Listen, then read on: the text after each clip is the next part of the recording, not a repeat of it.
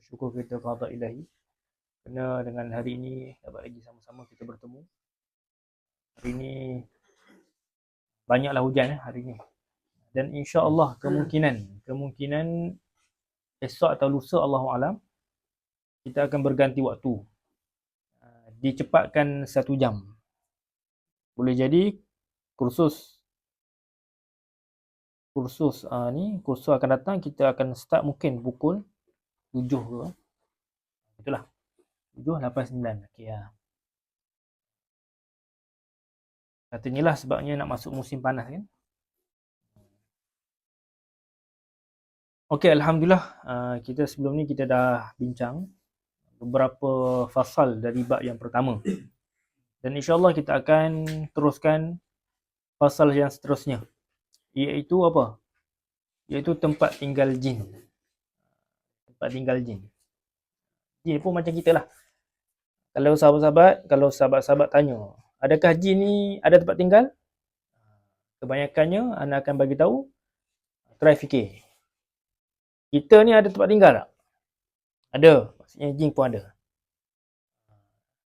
Jin ni dia ada haiwan tunggangan ke? Ada. Sebab apa? Sebab kita ada. Jin ni dia ada komuniti ataupun masyarakat, bermasyarakat ke? Kita ada tak komuniti? Ada tak persatuan? Parti, mazhab. Dia pun ada. Okey? Gitu. Itu orang panggil formula. Ini panggil apa? Kaedah lah. Kaedah untuk masalah tertentu. Nanti orang tanya, try fikir. Dia misalnya dia tanya, jin ni dia makan ke tak? Kita tanyalah, manusia makan ke tak? Cumanya, makanan mereka tak sama macam makanan kita. Itu je lah.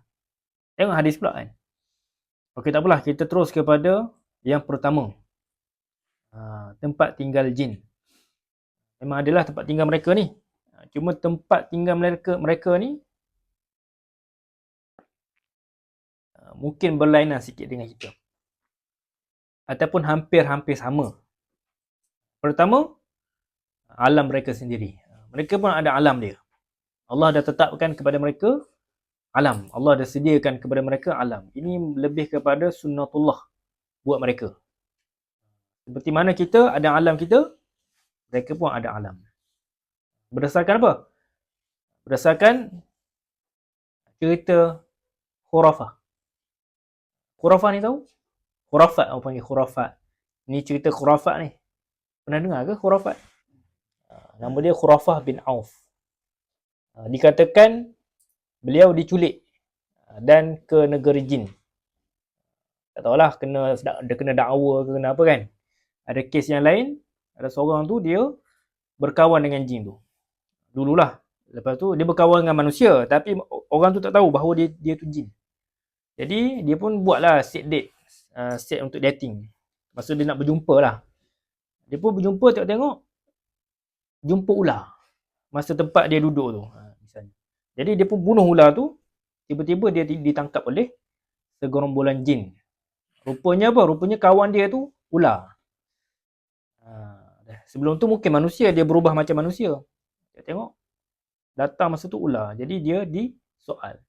Lebih kuranglah khurafat ni. Jadi setelah dia kembali ke dunia ni, maksudnya kembali daripada alam jin, maka dia menceritakanlah beberapa perkara yang pelik yang dia jumpa dekat sana. Jadi timbullah, sampailah satu tahap orang cerita bila orang tu ni lah orang Arab dulu, bila dengar cerita pelik je, dia akan kata apa? Ni cerita khurafat ni. Gitulah. Macam ni lah, macam kita ni sama juga, khurafat juga. Ataupun macam harta. Kalau harta yang di bawah bumi, orang panggil apa? Harta apa? Harta karun. Sebab apa? Sebabnya simbolik ataupun berdasarkan cerita Qarun yang ditenggelamkan ke dalam bumi. Gitulah. Samalah macam cerita pelik, cerita dongeng, cerita tahayul, cerita palsu. Jadi orang panggil cerita khurafat.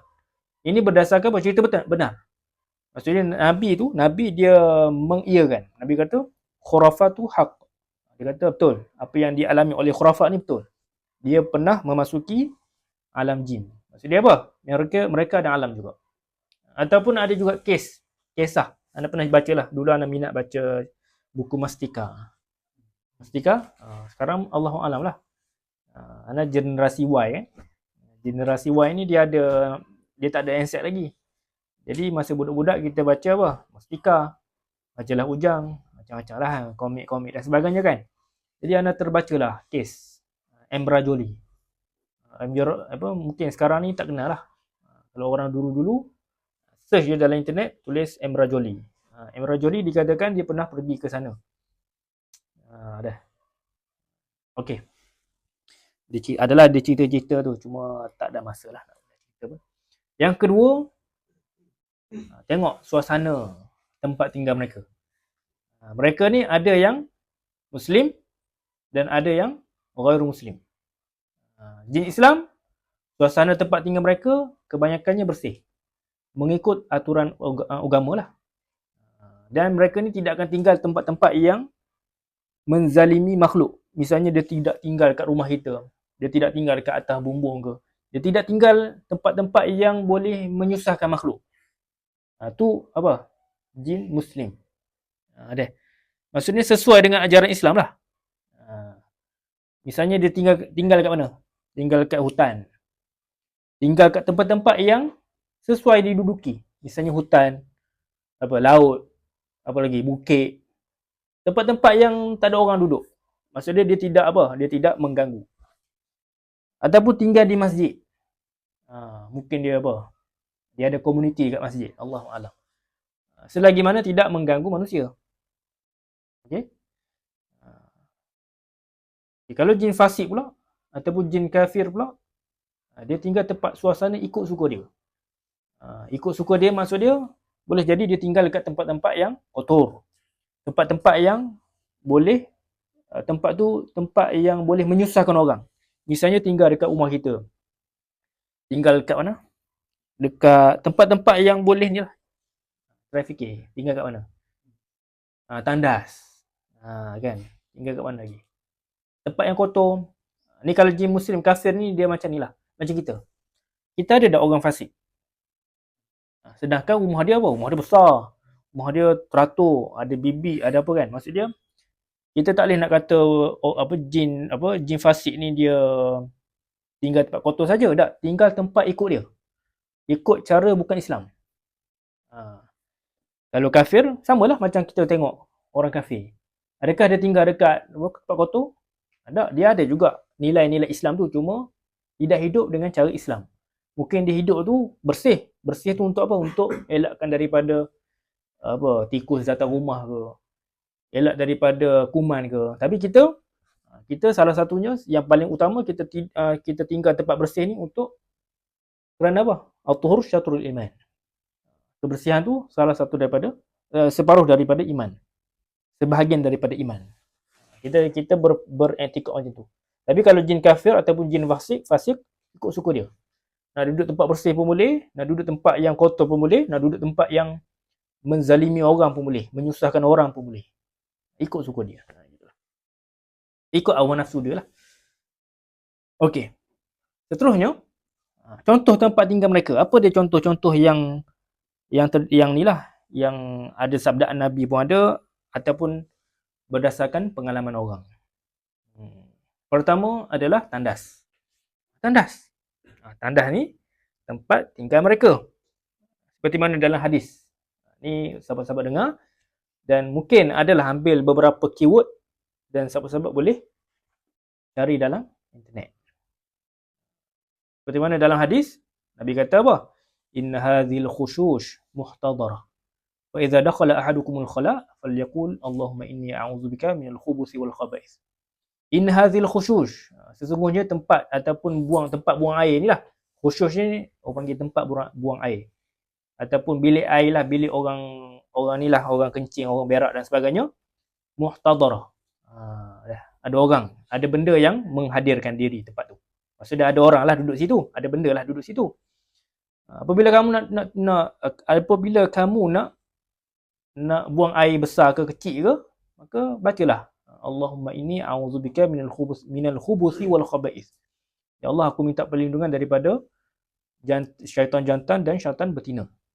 kejahatan daripada syaitan jantan dan syaitan betina. Itu hadis lah, riwayat Imam Bukhari. Okey. Yang kedua, timbunan sampah. Kubur. Kubur, kandang. Kandang je lah orang panggil kandang unta. Ataupun tempat sembelihan. Tak boleh lah. Jangan kita duduk situ berlama-lama. Maksudnya kalau duduk tu macam sekadar nak lalu je, sambil-sambil lalu, sambil-sambil baca a'udzu bikalimatillahi tammat min syarri ma khalaq. Ta'awuz. Kena ta'awuz. Tempat-tempat yang berbahaya tu. Samalah kita pergi dekat mana? Tempat-tempat yang terpencil. Bacalah perlindungan kepada Tuhan. Seperti mana dalam hadis pun, naha Rasulullah sallallahu alaihi wasallam an nusalliya fi sab'ati mawadi'. Fil mazbalah wal majzarah wal maqbarah wa qari'atu at-tariq wa qari'ati at-tariq wa fawqa dhahril baitillah wa fil hammam wa fi ma'atinil ibil. Salah satunya pembuangan sampah. Mazbalah. Tak boleh lah. Sebab apa? Okey, persoalan. Adakah sampah ini, macam kita tengok timbunan sampah kan, adakah tempat tu najis? Maka kita katakan tidak. Sebab apa? Sampah tidak semestinya najis. Cumanya tempat yang keji, tempat yang tidak orang duduk situ. Lepas tu kita duduk main handset dan sebagainya, tak sesuai lah. Melainkan kalau tak ada tempat dah. Dah baca auzubillah dah.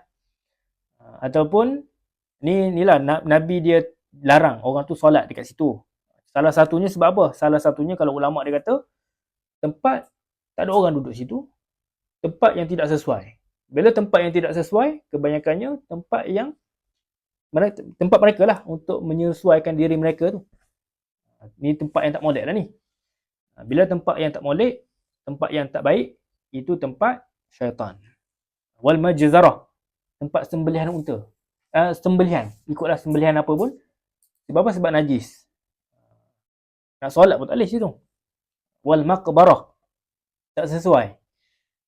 Tak sesuai solat situ. Adalah waktu-waktu tertentu tu di solat. Boleh je solat sebenarnya. Cuma kalau boleh solat tempat lain. Macam orang tu solat apa? Solat ghaib. Okey ya, solat apa? Solat jenazah ghaib kan. Ataupun solat jenazah apa orang panggil? Kalau solat depan kubur tu, ghaib ke? Kan? Ghaib kan? Wa qari'atu tariq, tengah-tengah jalan, takkan nak solat situ. Tapi jin pun tak duduk situ. Jin tak boleh duduk tengah-tengah jalan, dia tahu dah. Kalau tengah jalan dia duduk situ, dia kena langgar, dia nak salah ke siapa? Salah ke dia lah. Jin pun dia cerdik jugalah. Cuma salah satunya tadi, nak kata tadi, timbunan sampah, kuburan, tempat sembelihan, jangan duduk situ. Betul apa? Faqa zahrillahil bait, zahri baitillah. Tak bolehlah semain situ. Sebab apa? Sebab penghormatan. Nabi jin tak duduk situ. Jin tidak duduk. Cuma penghormatan. Di hammam. Tak bolehlah kita solat dekat hammam kan. Adalah beberapa pandangan tu kata makruh. Selagi mana bukan tempat buang air besar dan kecil. Di hammam, tempat mandi. Tapi tak sesuai lah. Wa fi ma'atinil ibil. Tempat minum unta. Kandang unta lah misalnya. Tak boleh. Jangan solat situ. Sebab apa? Sebab situ dalam hadis lain, itu tempat syaitan. Kerana apa? Kerana syaitan dia boleh memprovok. Provok? Bahasa Inggeris kan? Provok lah. Maksud dia batu api lah macam gitulah. Kepada unta tu, untuk dia apa? Dia jadi agresif. Dia faham tak? Hati-hati. Nabi kata, solatlah di kandang kambing dan janganlah solat di kandang unta. Sebab unta ni dia agresif. Kambing ni kalau dia agresif pun, dia tanduk kita pun tak sakit. Tapi kalau mereka, bahaya. Okey. Yang seterusnya adalah tempat di antara cahaya matahari. Bainad dhahi wa dhil. Maksudnya antara cahaya matahari tu. Misalnya macam kita ada bumbung tu kan, antara redup dan cahaya matahari tu. Jadi jangan duduk kat tengah tu. Jangan duduk kat tengah garisan tu. Sebab apa? Dalam hadis kata, Nabi kata, naha Rasulullah sallallahu alaihi wasallam an yujlisa bainad dhahi wa dhil. Wa qala majlisus syaitan. Nabi sallallahu alaihi wasallam dia melarang kita. Laranglah. Nabi larang duduk antara bainal dhahi wa dhil. Jadi antara apa? Antara tempat panas dan tempat sejuk. Kerana apa? Kerana majlisus syaitan. Kerana tempat itu adalah tempat duduk syaitan. Tempat duduk syaitan lah, majlisu. Jadi sahabat-sahabat janganlah duduk kat situ. Kerana apa? Kerana pertama, kalau ulama lain kata, ketika mana membicarakan hadis ini, pertama dia boleh menyebabkan penyakit. Antara sejuk dan panas boleh menyebabkan masalah pada badan. Ataupun tempat yang kurang kondusif untuk kita duduk. Mungkin ada masalah cas positif, cas negatif itu dia tak sekata dan sebagainya, boleh menyebabkan sakit pada badan kita. Sebab tu kalaulah misalnya kita duduk biasa je, duduk macam biasa, tiba-tiba ada garisan tu, kita kena alihkan, bangun dan cari tempat yang lain. Sebab apa? Sebab nak elak daripada gangguan mereka lah. Maksudnya kita duduk tempat mereka pula dah apa? Dia kata apa? Nabi kata majlis syaitan. Maksud dia syaitan lah duduk kat situ. Kalau jin muslim tak duduk kat situ. Jadi kita cari pasal lah tu maksud dia. Kita duduk kat tempat mereka. Jadi elakkan. Kalau nak duduk tempat panas, panas betul. Nak sejuk, sejukkan betul. Jangan baina-baina ni. Okay. Seterusnya, rumah kaum ibadat inilah rumah ibadat. Rumah ibadat orang muslim ni lah. Ataupun tanah perkuburan tadilah. Jangan. Rumah ibadat ni maksud dia tempat mereka lah. Memang tempat mereka untuk bersukaria. Ataupun rumah tempat maksiat. Rumah tempat apa lagi? Berbagai-bagai maksiat, jin boleh duduk kat situ. Disko ke, rumah ibadat apa, warung muslim. Tempat-tempat jin lah ke tu. Sebab apa? Ini tak apalah cakap kan. Kalau dekat Malaysia jangan.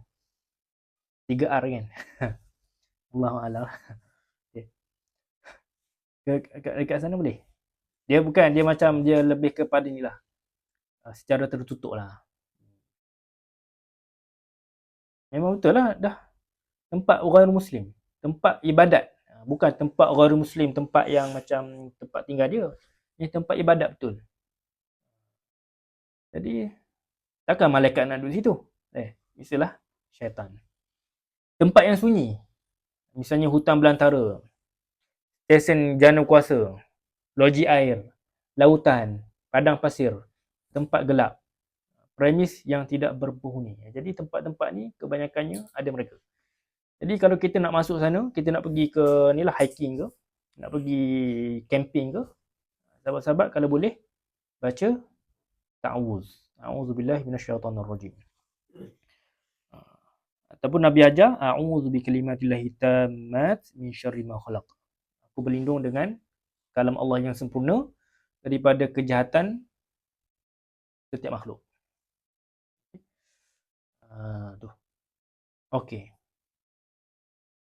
Dia mudahnya macam ni. Mudahnya kebanyakan tempat yang tidak didiami oleh manusia, di situlah tempat jin.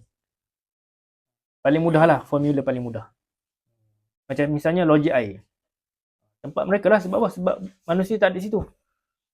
Manusia mungkin duduk situ mungkin dalam seminggu sekali. Kalau lautan, lalu berapa kali je sehari. Bukan tempat dia, bukan tempat manusia. Jadi tempat mereka. Padang pasir. Tak ada rumah sana. Sebab tu kalau nak camping dekat padang pasir, bahaya. Kena baca a'udzubillah. InsyaAllah lah camping lah. Tempat gelap. Tempat gelap ni, tempat mereka lah ni. Sebab tu boleh menghasilkan apa? Dia ada setengah orang tu kata jangan duduk kat tempat gelap. Maksud dia, kalau tidur tak apalah, tidur tu okey. Ni kita duduk tempat gelap ni. Boleh menghasilkan apa? Halusinasi. Hati-hatilah. Ataupun misalnya bilik guru. Bilik guru petang tengah hari je ataupun siang je yang meriah. Tapi malam sunyi. Itu pun salah satu. Sebab tu ada kes dekat Malaysia lah. Berlakunya kes sering nampak lembaga di bilik guru. Sebab apa? Sebab itu tempat tinggal mereka. Tapi kalau bilik guru, tempat-tempat yang bagi kita tak sesuai untuk mereka, kita kena bagi amaran. Ataupun buat rawatan rumah. Nanti kita akan ajarlah rawatan rumah tu macam mana. Bagi amaran lah. Ni siapa yang ada kat dalam ni, keluar belaka. Aku nak duduk kat sini ni. Jangan ganggu. Kita bagi tahulah. Okey. Seterusnya, tinggal di rongga-rongga. Tinggal di lubang. Tinggal di tempat-tempat yang sempit. Apa lagi? Tinggal di tempat-tempat yang sempit, ada lubang-lubang. Jadi mereka ni kebanyakannya akan menempati diri mereka tempat yang tu. Misalnya apa? Longkang. Lepas tu apa lagi? Busut. Tahu busut? Busut. Dan kat belakang rumah tu kan dia ada macam ada tanah yang besar tu. Buq'atun minal ard. Lepas tu dia ada lubang untuk haiwan lain. Atau misalnya busuk ni anai-anai lah misalnya. Tu tak ada dekat ni Brunei. Ada kan? Orang panggil apa? Sama kan? Busut. Ataupun lubang jamban. Ataupun perigi. Ataupun gua. Gua? Sebab tak ada orang duduk situ. Lubang hidung. Salah satu. Lubang hidung sebab tu disunatkan untuk istinsyaq. Apa sebab lubang hidung kita ni tempat tinggal mereka. Kita tidur, bangun tidur, kita pun istinsyaq ataupun memasukkan air dalam hidung dan keluarkan. Itu maksud istinsyaq tu. Seperti mana dalam hadis, Nabi kata apa? La yabulanna ahadukum fil juhri. Janganlah kamu kencing kat situ. Kencing dalam apa? Dalam lubang. Qalu li Qatadah wa ma balul juhr. Inilah Imam Qatadah tu dia apa? Dia meriwayatkan hadis tu. Maka orang tanyalah, kenapa tak boleh tidur, tak boleh kencing kat situ? Maka yuqal innaha masakinul jin. Dikatakan tempat tu masakinul jin, tempat tinggal jin. Cuma kena faham. Kalau nak kata tadi lubang jamban. Apa lagi? Lubang ni, lubang apa? Lubang singki. Pun salah satu tempat tinggal mereka. Cuma kena faham, jin ni dia bukannya tak cerdik. Kalaulah adatnya tuan rumah tu selalu menjatuhkan ataupun menuangkan air panas, dia takkan duduklah kat situ. Tapi kalau macam tuan rumah tu memang tak pernah lah tuangkan air panas dalam jamban, dia akan duduk situ. Boleh faham tak? Tapi kalau memang setiap basuh berak pun guna air panas, dia tak duduk situ. Allahuakbar lah. Dia cerdik jugalah. Misalnya dia duduk kat tengah jalan. Kalaulah tempat jalan tengah jalan tu tak ada orang duduk, memang jaranglah orang lalu, dia akan duduk kat situ. Tapi kalau macam jalan-jalan yang sering dilalui, dilalui oleh kereta, dia tak akan duduk situ. Boleh faham lah, faham. Jadi kalau boleh janganlah sahabat-sahabat buang air dalam ataupun letak batu ke, letak batu dalam lubang tu ke, sembur air air paip, air ni lah, air water jet tu sembur. Jangan. Sebab boleh jadi tempat tinggal mereka. Ada kes dia kencing dekat mana? Kencing dekat lubang. Dekat ataupun dekat ni ada setengah orang ni dia suka kencing dekat dalam hutan ni, dekat pokok. Pokok masa tu tempat tu lah dia nak kencing kan. Tengok-tengok bengkak telur. Sebab apa? Sebab dia kencing tempat rumah dia. Sebab tu kalau boleh sahabat-sahabat nak kencing boleh. Baca a'udzubillah minal khubuthi wal khaba'ith. Ya Allah, aku berlindung daripada syaitan betina dan syaitan jantan yang boleh memberi penyakit lah. Okey. Lubang-lubang ni jangan hati-hatilah. Boleh nak kencing. Tapi kalau boleh tak payahlah. Nak kencing boleh. Baca bismillah. Baca a'udzubillah. Bismillah ni dia tak sesuai sangat. A'udzubillah. Barulah buang air. Misalnya dalam hutan kan mana ada hutan kan, mana ada tandas. Jadi kita baca a'udzubillah, barulah kita buang air.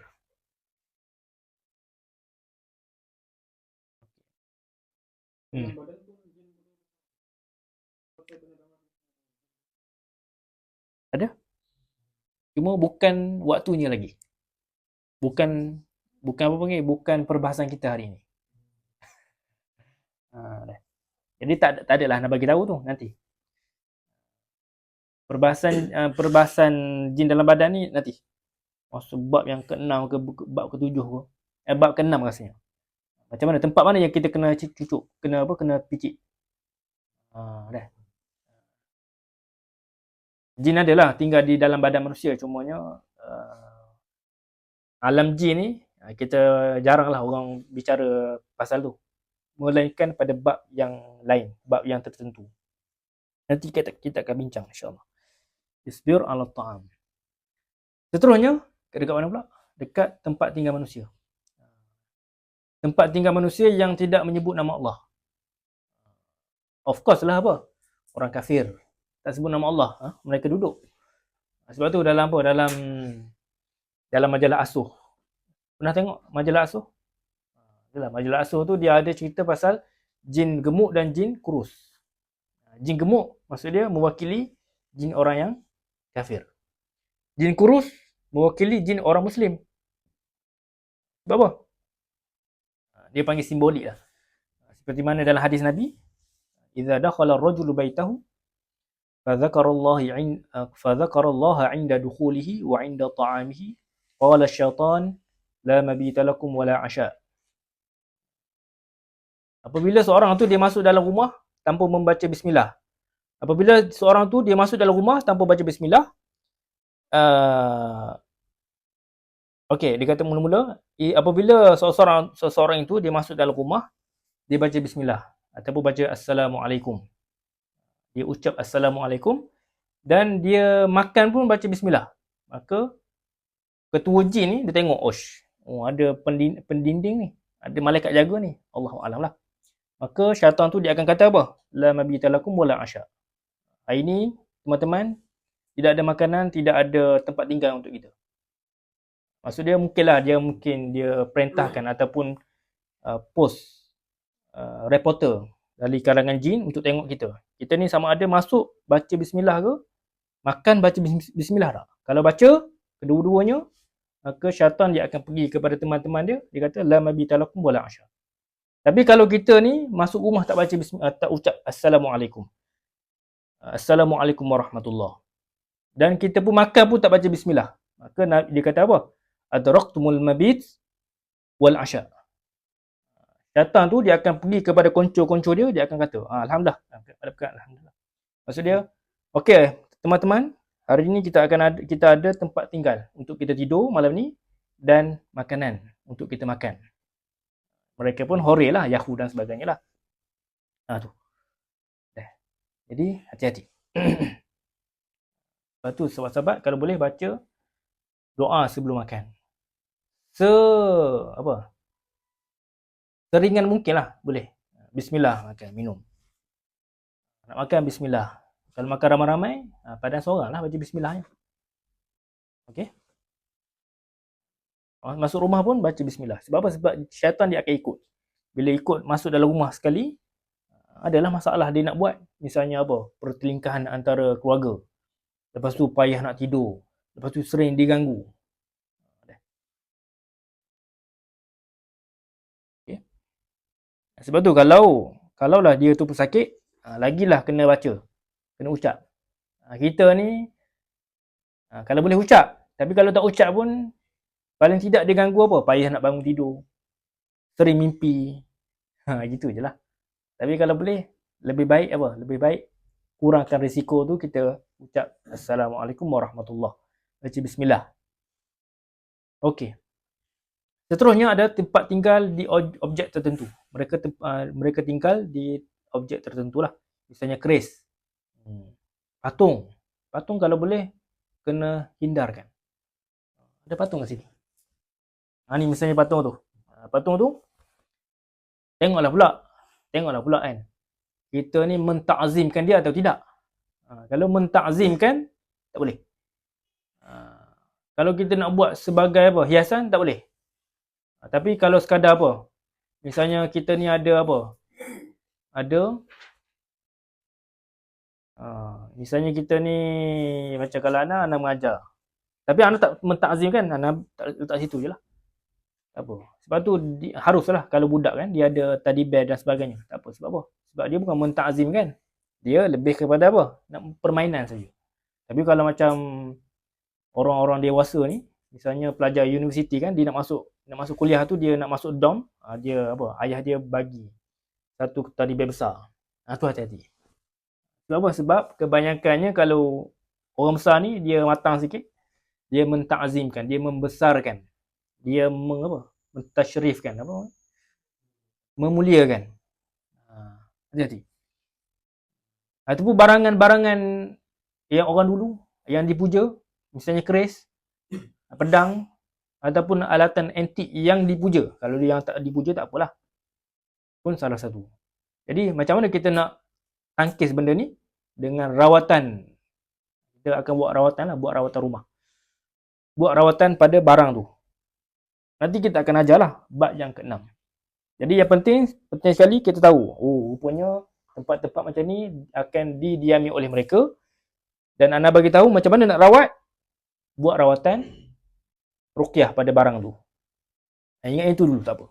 Nanti bab yang ke-6 lepas ni, sahabat-sahabat akan terbit sendirilah.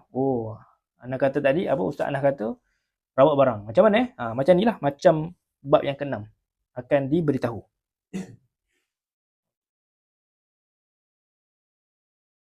Okey. Apa lagi? Ada lagi tak? Tak ada dah. Ada persoalan situ?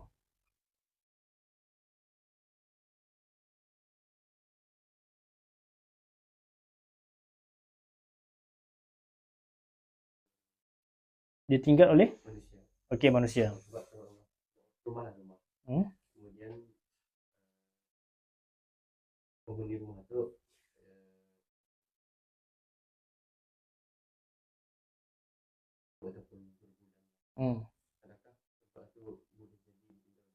boleh. Boleh juga. Tempat yang tidak kita tinggal misalnya lebih dari 3 hari, ataupun ambil jangka masa yang lama lah, maksudnya mengikut uruf. Uruf kita kalau lama sangat ni, macam sampai orang boleh duduk sini, sampai binatang boleh duduk sini, bila? Waktu bila? Misalnya lebih kurang dalam seminggu ke kan. 3 hari. Orang kata 3 hari. Jin boleh menempati situ. Okay, salah satunya kalau rumah ni kita tak nampak sangat, hotel. Hotel salah satu tempat yang jin boleh tinggal. Sebab apa? Sebab tak ada orang. Jadi tak ada orang ni, dia lebih kepada ni lah, tempat yang tidak didiami, berupaya berisiko untuk didiami oleh hidupan lain. Macam mana kita nak buat? Kita baca Assalamualaikum warahmatullahi, Bismillah, buka pintu, insyaAllah. InsyaAllah lah, dia akan lari lah. Ni masalahnya kita ni, masuk dalam rumah, saya dah balik. I coming home. Tak boleh lah.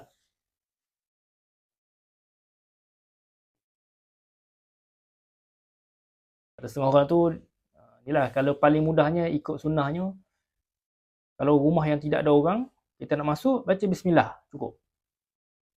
Tapi kalau orang tu dia nak azan ke, dia nak buat rawatan rumah ke kan, nak buat doa selamat, terpulang lah. Yang tu biar orang jahil lah, minta kan. Kita dah tahu dah, paling mudah yang tak perlu keluarkan duit, tak perlu keluarkan makanan kepada orang tu, tak perlu nak menjimatkan kita punya harta kita. Baca bagi salam, Bismillah, selesai masalah. Tapi kalau ada setengah orang ni uruf. Dia uruf. Adab, pergi adat, bukan adat. Adatnya orang ni nak masuk buat rumah baru kan, ataupun nak masuk rumah, dia buat kenduri dulu kan. Dia buat apa lagi? Buat kenduri lah, dia buat doa selamat lah. Tak ada masalah. Tapi kalau bagi orang tak ada duit, macam mana? Bagus juga memberi orang makan ni. Tapi kalau orang tu tak ada duit, dia nak berjimat, dia dah lah baru menikah kan. Habis duit dia hantaran dan sebagainya. Lepas tu dia pun nak buat doa selamat masuk rumah. Tapi kalau sahabat-sahabat dah belajar, baca auzubillah, bismillah, buka pintu, selesai masalah. Ataupun Nabi kata apa? Kalau boleh baca surah Al-Baqarah.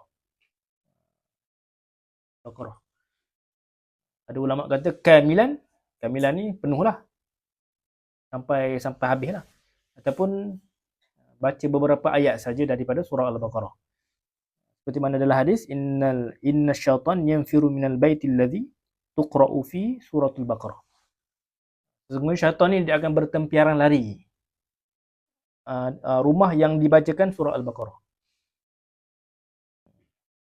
Ni sahabat-sahabat tahu ni, kalau ada masalah boleh selesaikan. Tak perlu minta pandangan orang, tak perlu minta pertolongan orang. Minta pertolongan, minta konsultan orang, sila hari bulan kena bayar kan. Bayar upah tu kan. Bagus jugalah, maksud dia itulah dia panggil apa? Lingkaran kehidupan tu. Orang yang tak tahu kena tanya orang yang tahu. Kalau buat sendiri tanpa pengetahuan, kiamat. Fantazirus sa'ah. Okey. Seterusnya kita tengok kepada makanan dan minuman jin. Dah. Makan, jin pun makan juga. Sebab apa? Sebab jin pun ada nafsu untuk makan, untuk beranak pinak, untuk apa lagi? Untuk ada tempat tinggal. Mereka pun ada jugalah, mungkin ada makanan yang dia suka. Dah. Dalam hadis, "Idza akala ahadukum falyakul biyamini. Wa idza syariba falyashrab biyamini. Fa inna syaitan ya'kulu bishimalihi wa yashrabu bishimalihi." Kalau kamu nak makan, kamu makan dengan tangan kanan.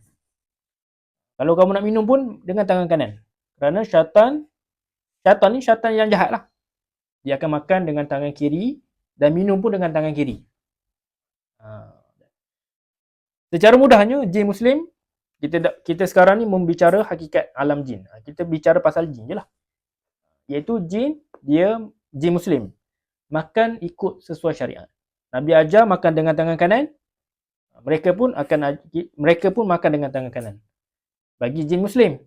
Jin kafir, ikut suka dia. Rasa nak makan dengan tangan kiri, makan. Nak makan dengan tangan kanan, boleh. Dah. Ikut cara hawa nafsu dia lah. Dia faham tak? Kita pun ada juga kan. Macam terleka sikit, tiba-tiba makan dengan tangan kiri. Tapi tak apalah, kita ada ilmu kata, tak boleh. Nabi larang. Nabi anjurkan makan dengan tangan kanan. Kita akan kembali ke pangkal jalan. Tetapi kalau kalau orang tu dia tak tahu apa-apa, misalnya orang kafir, orang non-Muslim, orang fasik, ikut dia lah. Tak apa lah, makan sekali-sekala makan dengan tangan kiri. Tak apa. Ada. Makruh je lah. Makruh. Tapi kalau tala'ub, haram lah. Okey. Dia nak mempermainkan agama, haram lah. Okey. Seterusnya, ni dalam hadis ni, jenis makanan dia ni. Misalnya makanan dia apa? Kullu azmin dzukira rasmullahi alaih yaqa'u fi aydikum aw farama yakunu lahma. Wa kullu ba'ratin alafun lidawabbikum. Ni salah satu makanan dia lah. Apa yang dia makan? Salah satunya daging. Ada. Daging, Nabi kata daging, setiap daging. Ni masa hari tu pada malam tertentu, jin diminta fatwa dari Nabi. Ya Rasulullah, aku ni nak makan apa? Kami ni nak makan apa? Kami ni nak solat macam mana? Nak makan apa? Nabi pun katalah, Nabi pun bersabda, setiap izam ataupun setiap tulang yang disembelih disebut nama Allah, maka bila jatuh ke tangan kamu, jatuh ke alam kamu, ataupun kamu ambil, au farama yakunu lahma, dia akan dibaluti dengan apa? Dengan daging. Misalnya apa? Misalnya ni tulang ayam. Dia akan, bila dia tulang ayam tu, orang tu buang dalam tu sampah apa kan. Jadi jin tu dia ambil, jadilah makanan dia. Makanan apa? Allah sunnatullah je lah. Orang panggil sunnatullah. Allah akan melapisi dengan tulang dengan daging-daging. Boleh faham tak? Misalnya tulang daging apa? Wagyu. Sedap kan? Jadi dengan sunnatullah akan ada daging tu. Daging yang sedap tu. Tak tahulah, mungkin lah. Kita beli daging, kita makan-makan, kita pun buang. Lepas tu peniaga-peniaga daripada jin ambil, bawa masuk dalam alam dia, jual pula kan. Allahu a'lam lah. Eh, Allahu a'lam lah cara dia tu. Takkan mudah kan? Macam mudah pula kan? Uh, tapi kalau mudah alhamdulillah lah bagi mereka. Tapi nampak jahat lah kau nampak ni. Okey. Wa kullu ba'ratin alafun lidawabikum. Setiap ba'rah ataupun setiap kotoran haiwan kita, misalnya kita ada ayam, kita ada apa? Lembu. Okey, kotoran tu jadi dedak kepada lidawabikum. Haiwan tunggangan dia. Haiwan tunggangan jin tu lah. Maksudnya jin pun ada juga haiwan tunggangan. Ini dalil nak katanya wujudnya jin ghairu mukallaf. Maksudnya jin yang bukan mukallaf dalam kalangan jin tu.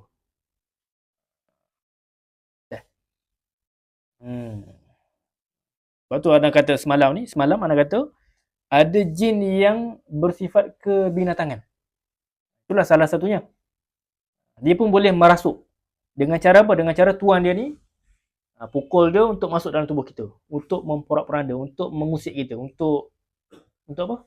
Untuk mengganggu kita lah. Jadi kita ruqyah macam mana? Paling mudah. Iaitu kita tepuk-tepuk dia, insya-Allah dia akan keluar. Nak bercakap dengan dia, dia mana pandai cakap. Macam ni lah, macam haiwan kita lah, mana pandai cakap. Okey. Inilah orang panggil petua daripada peruqyah. Kita pun tak tahu betul ke tak, kan? Tapi ciri-ciri dia katanya jin tu dia tak bercakap. Mana tahu jin tu bisu kan? Jin mukallaf tapi bisu. Dia tak bercakap. Tak semestinya jin apa? Jin binatang.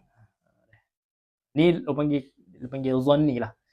Sangkaan saja. Jangan kata jin tak bercakap maksudnya jin binatang lah ni. Jangan. Ini lebih kepada pengalaman, kemungkinan berdasarkan hadis juga. Okey. Lepas tu adalah pandangan-pandangan kata cara jin makan apa? Cara jin tu makan. Pertama dia kata makan dengan cara mencium, menghidu. Ataupun dengan cara mengunyah dan menelan. Pendapat ini tidak ada dalil. Memang tak ada dalil lah. Nabi hanya cerita pasal dia makan. Makan dengan apa? Dengan tangan kanan. Apa dia makan adalah daging. Apa ni? Tulang. Cuma sangkaan ulama. Mungkin dia kata jin kita makan dengan tangan. Mengunyah dan menelan. Boleh jadi. Boleh jadi jin macam tu. Tapi sandaran tidak adalah. Pandangan kedua kata apa? Kesemua jin tidak makan dan tidak minum. Ini adalah pendapat yang jauh, bukan jatuh. Jauh dari kebenaran. Tak betul lah ni. Sebab apa? Sebab jin pun dia ada nafsu untuk makan. Ini pandangan ulama. Ini ana ambil daripada dalam kitab Alamul Jinni wa Syayatin. Karangan inilah Prof. Umar Sulaiman Al-Ashqar. Yang ketiga pula, ada sebahagian jin yang makan dan ada pula yang tidak. Ada sebahagian jin yang tidak makan dan ada yang makan. Ini pun pandangan yang tak betul juga ni. Sebab apa? Sebab jin pun dia ada apa? Ada nafsu. Macam kita. Kalau tak makan, mati. Sama lah juga dengan jin.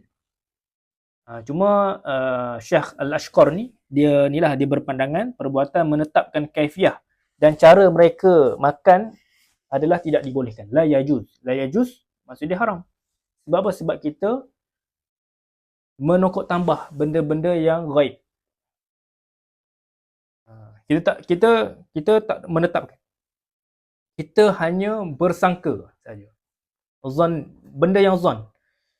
Bukan kita menetapkan ni jin macam ni lah makan gini-gini tak. Kita boleh kata dikatakan kemungkinan. Itu boleh.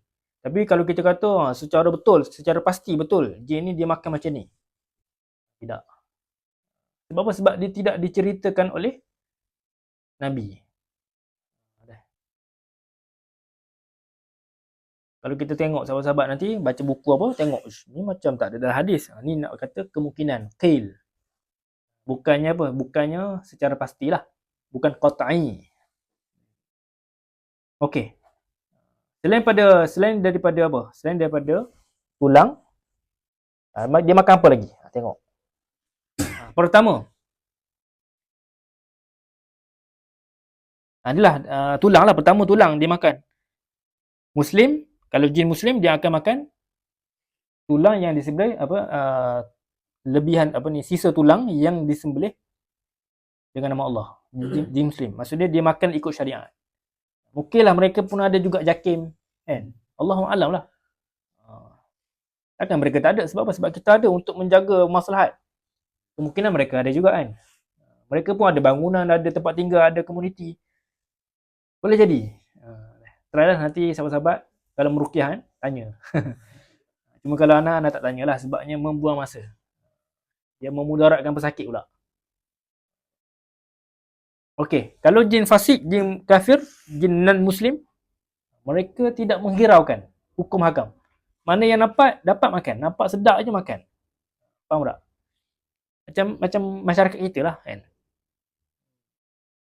Okey. Kalau dalam hadis, Nabi kata apa? La tastanju birraws wala bil'izam fa innahu zadu ikhwanikum minal jin. Nabi kata, janganlah kamu ni beristinja dengan apa? Dengan tulang kering tu, kan? Ataupun dengan najis kering. Misalnya najis daripada lembu, kita pun nampak kering, istinjaan. Fa innahu zadu ikhwanikum minal jin. Kerana itu adalah zat daripada jin. Ataupun makanan daripada jin. Bil izam untuk jin yang mukallaf ni lah. Kalau raus untuk haiwan mereka, jin ghairu mukallaf. Okey, seterusnya kotoran haiwan. Tadilah sebagai dedak kepada mereka. Sebab tu sahabat-sahabat ada kes. Ada orang ni dia macam dalam hutan, kalau boleh berhati-hati. Untuk apa? Untuk sniper ni apa panggil? Untuk shoot. Sebab apa? Risaunya haiwan tersebut adalah haiwan peliharaan jin. Untuk mendapatkan dia punya apa? Dia punya kotoran. Kotoran tu dia boleh jadi makanan bagi haiwan mereka. Sebab tu kalau ada setengah tu dia kata dia bukan sniper, dia shoot ataupun dia tembak, dia buru ayam hutan, tiba-tiba hilang dia. Tiba-tiba kena sorok dengan jin. Boleh jadi sebab apa? Sebab itulah sebab dia nak inilah bagi pelajaran kot. Sebab tu hati-hati. Kalau nak tembak ke nak berburu di hutan, baca bismillah, barulah tembak. Jangan main-main tembak aja, kan. Tapi kalau boleh tak perlulah. Ataupun baca auzubillah, tembaklah, tak apalah. Sebab apa? Sebab kita berhak, kan. Sebab makanan kita tu. Tapi hati-hatilah. Sebabnya ada kes kat sini. Tapi dia bukan haiwan. Dia bukan haiwan. Dia batu. Adalah ustazah tu seorang tu dari Selangor, dia pergi ke Ais Suknah. Adalah family day, kan. Fatayat. Dia pun ambil batu daripada tepi pantai. Balik tu terus kena ganggu. Lepas tu jin tu kata nak ustazah tu yang hantarkan. Ada? Ada tahun lepas. Dia adalah tanya anak siapa tahu. AJKT lah. Lepas tu anak kata dia kata cara nak elak daripada gangguan ni, ustazah tu sendiri yang kena hantarkan. Anak kata tak perlu hantar. Ustaz siapa-siapa yang pergi ambil tu hantar terus. Tak perlu ustazah tu hantar. Ataupun tak perlu hantar, tak apa. Sebab apa? Sebabnya kalau boleh hantarlah, sebab adab, kan. Adab antara kita dengan saudara kita ni. Dah dia jancok, takkan kita nak ambil. Gitulah. Kalau hukum dia apa, kan. Kalau hukum ambil tunai orang, haram. Ini Allahu a'lam. Okey. Okey, seterusnya makanan yang dimakan tidak menyebut nama Allah. Tadilah. Idza akala ahadukum falyadhkur ismallah. Fa in nasiya an yadhkura Allah fi awwalihi. Falyaqul bismillahi awwalihi wa akhir. Kalau kita nak makan, kita baca bismillah. Sebab apa? Sebabnya kalau kita terlupa, bacalah bismillahi awwalihi wa akhir. Bismillahi awwaluhu wa akhiru. Tadilah yang hadis yang kita bincang. Kalau kita makan tanpa baca bismillah, jin tu akan makan sekali. Jin mana yang makan? Jin yang fasik. Jin yang betul, jin yang soleh, dia tidak akan makan dekat apa? Dia tidak akan makan bersama kita dan dia tidak akan duduk rumah kita. Kena faham situlah.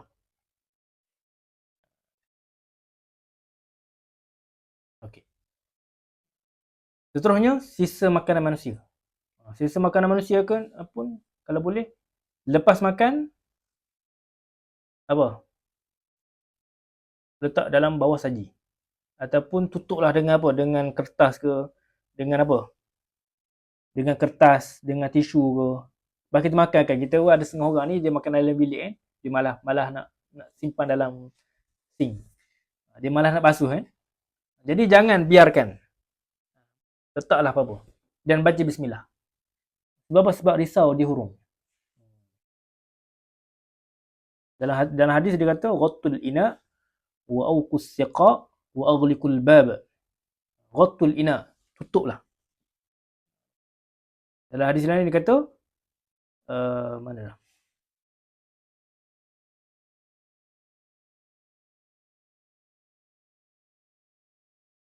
Dalam hadis lain lah, nanti ingat dia punya matan dia kata sesungguhnya syaitan dia tidak akan membuka barang yang tertutup yang disebut nama Allah.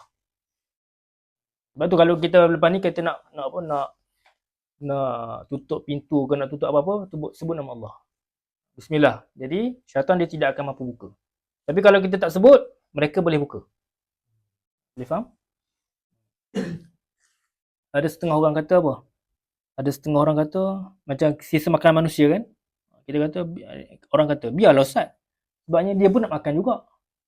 Kita ni kenalah jadi pemurah sikit kan. Dia kata gitu. Dia masalahnya kalau pemurah dia makan lepas tu dia tinggal tu okey. Ni masalahnya bila dia kita tinggal, dia macam lalat. Dia hurung. Lepas tu dia letak tahi dia ke. Dia letak apa? Dia letak penyakit. Misalnya lalat dia hurung-hurung makanan, lepas tu dia pergi kat mana? Mungkin dia pergi kat kita ke? Dia kacau kita pula ke? Samalah juga dengan jin. Jadi kalau boleh kita tutup pintu-pintu daripada jin tu mengganggu kita. Dah. Itulah. Satu lagi Islam dia ajar apa? Dia ajar kita ni adab, kebersihan, keteraturan. Dah. Maksudnya kalau lepas kita makan, jangan tinggal saja. Kalau kita tak mau, kita tutup dulu. Ataupun kalau nak terus basuh. Selesaikan terus. Jangan tinggalkan dalam bilik kita ni tempat-tempat yang boleh jin ambil peluang. Kebanyakannya jin yang ambil peluang adalah jin fasiq. Okay? Walau muslimah. Walaupun orang jin tu muslim. Jadi darah ni tak ada dalam hadis. Cumanya berdasarkan pengalaman. Katanya darah ni dimakan oleh hantu raya ataupun jin belaan. Kebanyakannya dia akan adalah persembahan darah kan. Darah setitik je dalam seminggu sekali, setitik darah makanan mereka. Ataupun kalau dia tak makan pun najis. Bila najis kita tak boleh terdedah. Misalnya kalau macam akhwat, lepas dia buka dia punya pad dia tu, kena buang dalam tong sampah yang betul. Kena tutup. Jangan terdedah, jangan sampai bau. Lepas tu ada setengah orang ni, dulu ada lah. Ana dulu Ana minat macam memanjat-manjat ni kan. Kita panjat apa? Almari. Kita tengok atas almari tu ada plastik hitam. Beg plastik hitam. Lepas tu kita buka hanya. Masa tu umur 5 tahun lah. Lepas kita besar sikit baru kita tahu. Rupanya mereka ni letak apa? Letak benda tu lah, pad tu. Lepas guna, letak dalam tu. Dia tak buang. Tu yang kita pelik tu. Sebabnya kalau ikutkan buang lah kan. Ni letak atas almari. Dua dahsyat ni. Macam siapa-siapa yang ni, yang membekam. Lepas habis darah tu, yang telah dikeluarkan darah daripada badan orang tu, terus ikat-ikat simpan, bubuh dalam, inilah buang dalam tong sampah. Jangan biarkan. Lepas kita bekam, biarkan. Kadang-kadang gitu juga, tapi kita faham. Oh, tak boleh gini. Lepas kita bekam kan, lepas bekam sendiri kan, bekam kepala apa. Lepas tu selesai, tinggal. Tak boleh lah. Dia kena tutup juga. Lepas tu kalau kita penting jugalah ada ilmu pengetahuan berkait dengan jin ni, kita boleh kembali ke pangkal jalan. Kalau tak, biar 2-3 hari. 2-3 hari tu jin pun hurung situ. Hati-hati. Okey, asap. Ada juga asap orang kata. Siapa yang asap rokok ni maksud dia kawan jin lah tu. Tak ada dalam hadis pun. Cumanya kebanyakannya asap ni misalnya asap apa? Orang fikir asap ni lah, asap kemenyan. Asap orang buat ni, orang buat bom tu kan, dia ada asap dia tu. Dia sebenarnya asap rokok ke asap apa-apa ni tidak ada masalah pun. Hukum tetap juga hukum, haram ke halal dan sebagainya, tapi yang haramnya bila kita keluarkan asap tu untuk memuja. Itu salah satu effort untuk mereka kita panggil dia. Effort kita lah. Misalnya kita apa? Kita perasap kemenyan dan kita mantra, keluarkan mantra-mantra memanggil mereka. Tak boleh lah. Tapi kalau kita asap ni untuk cantik untuk bau sedap, tenangkan fikiran, kita pasang bukur kan. Tak apa. Tidak ada masalah. Kalau boleh sedapnya pasanglah bukur. Cuma kalau boleh carilah bukur yang terbaik. Ni cari bukur macam arang aja kan.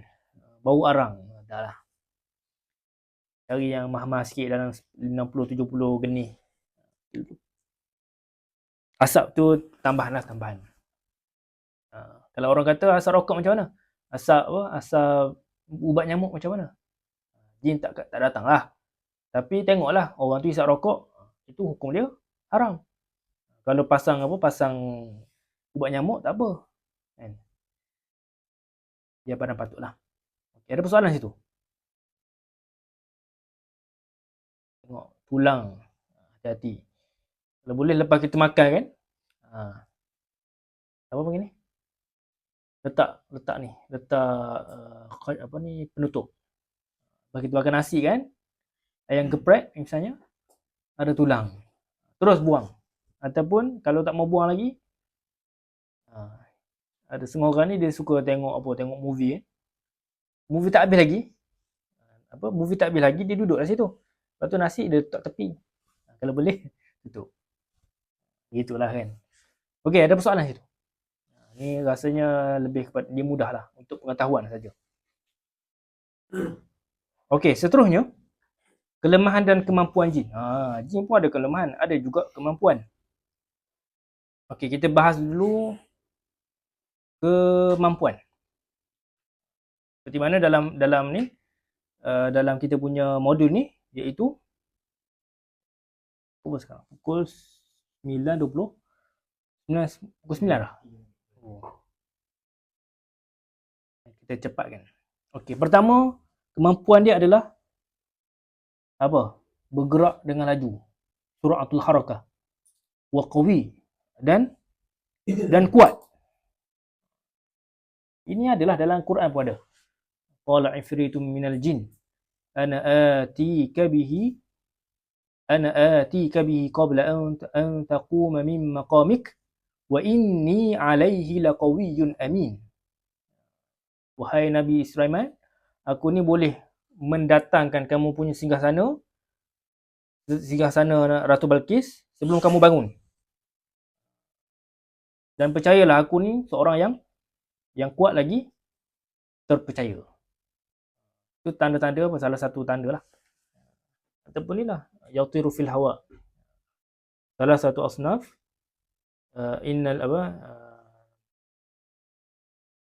salah satu asnaf lahum ajnihatun yatiruna fil hawa. Mereka ni ada apa? Ada sayap yang boleh terbang di udara dengan cepat.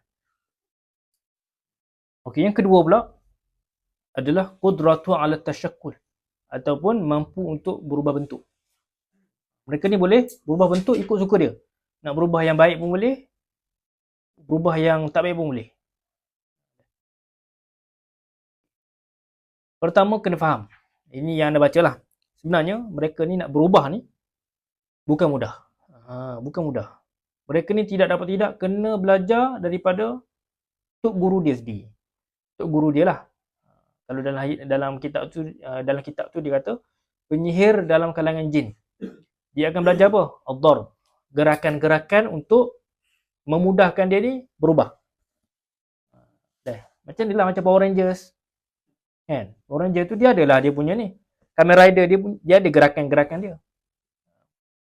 Boleh jadi kan? Boleh jadi dia tiru jin ke? Allahuakbar. Kalau dalam apa? Kalau kita tengok lah. Kita nak relate kan? Dengan apa yang kita tengok. Naruto. Kan? Naruto dia nak berubah. Dia apa? Dia punya gerakan dia. Adalah gerakan tangan dia kan? Hengi no jutsu kan? Jurus perubahan.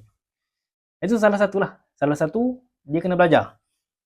Dia bukan pandai-pandai tiba-tiba semula jadi. Tiba-tiba boleh. Kita pun boleh juga belajar. Belajar untuk berubah jadi apa. Tapi tak dapat tidak kita kena berubah pakai kostum dia lah kan. Kan? Okey. Itu yang pertama. Kedua, dia merubah bentuk sinonim dengan tempat tu. Tahu sinonim? Sinonim ni sesuai dengan tempat. Dekat apa? Dekat England, Dracula. Macam mana Dracula? Pontianak, vampire. Apa lagi? Oh, walak. Tak walaan. Sini ada orang nampak walak. Ada kawan tu sampai demam dia. Dekat Shubra lah. Dia kata nampak walak dia. Tahu walak? Macam sister tu yang muka buruk tu kan. Kalau kita kat Malaysia banyak lagi. Kita ni kaya. Yang besar macam beruk, hantu raya. Yang kecil toyol ataupun anak kerak kalau orang Melayu. Orang Kelantan. Lepas tu yang kepala saja polong ataupun balan-balan.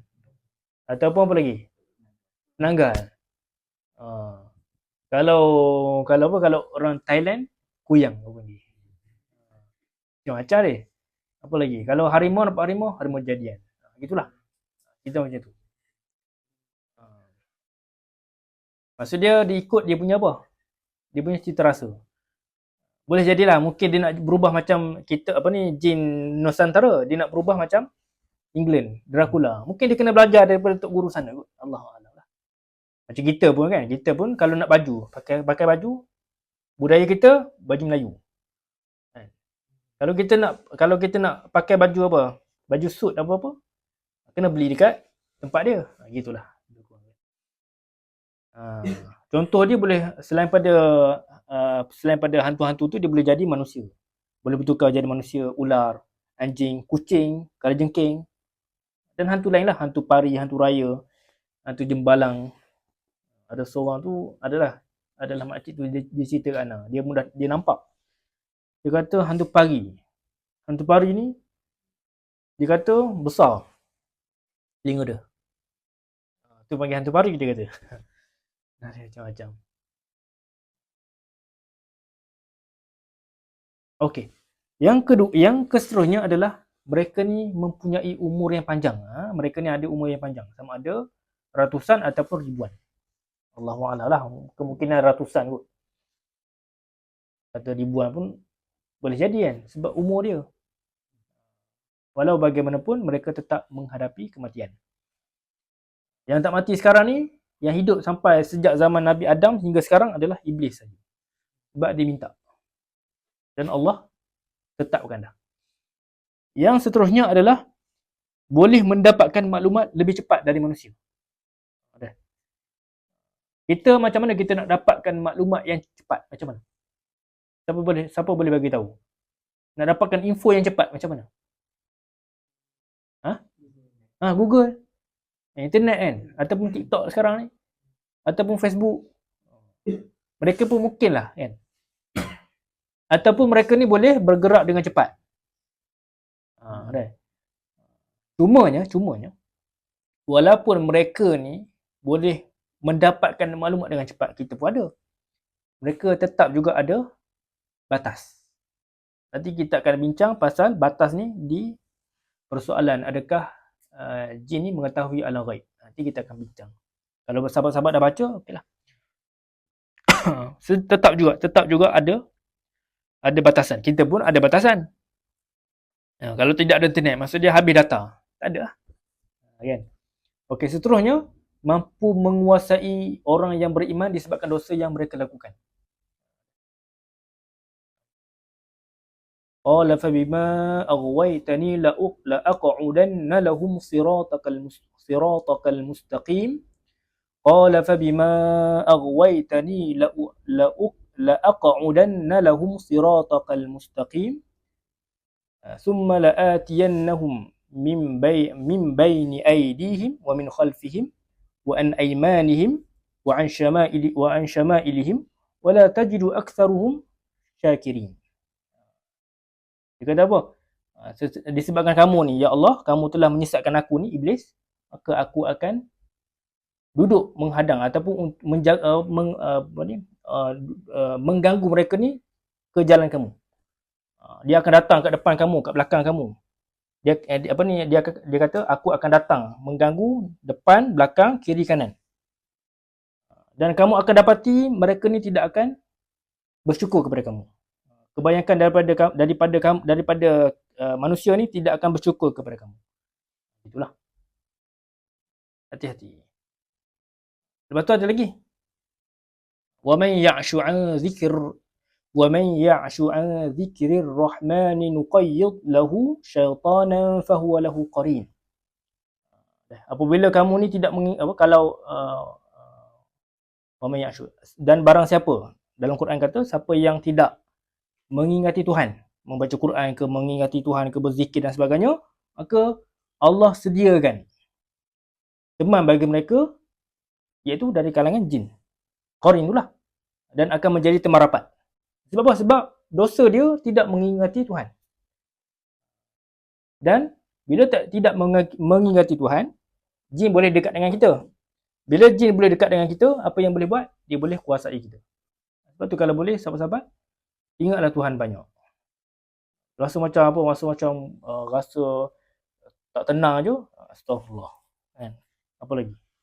Macam-macam lah benda yang boleh kita lakukan.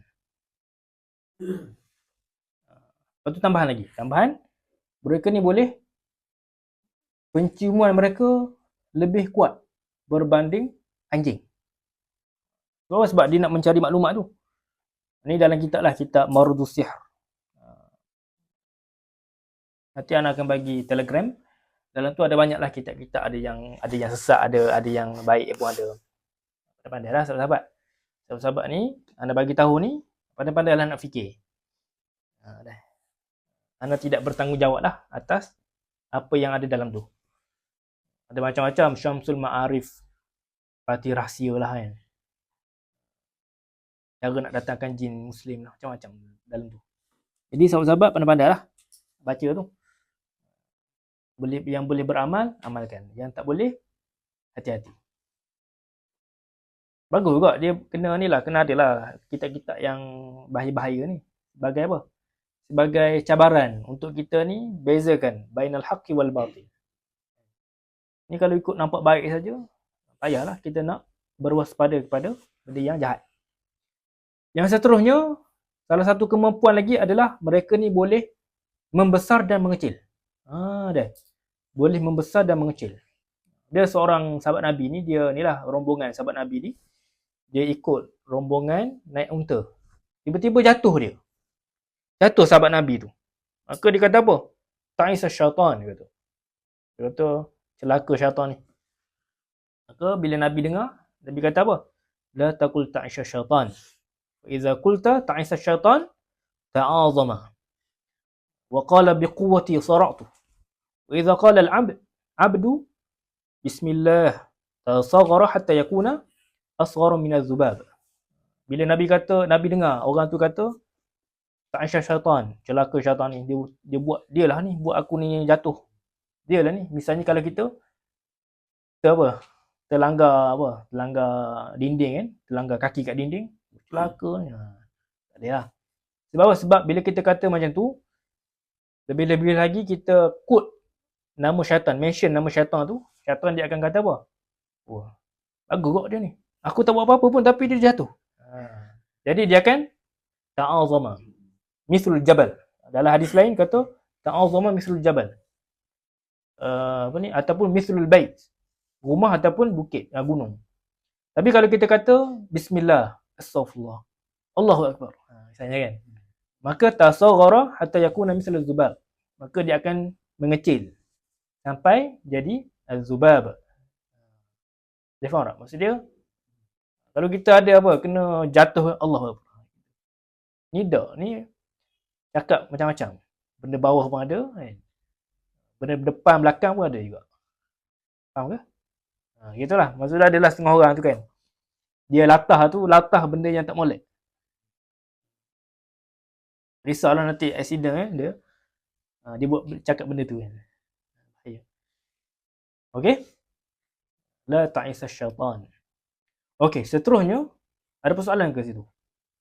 Berkait dengan kemampuan. Kita nak pergi kepada kelemahan pula. Kelemahan pula, pertama, mereka ni tidak mampu untuk menggoda hamba Allah yang salih. Innahu laysa lahu sultanun 'alal ladzina amanu wa 'ala rabbihim yatawakkalun. Mereka ni tidak mampu untuk mengganggu kita.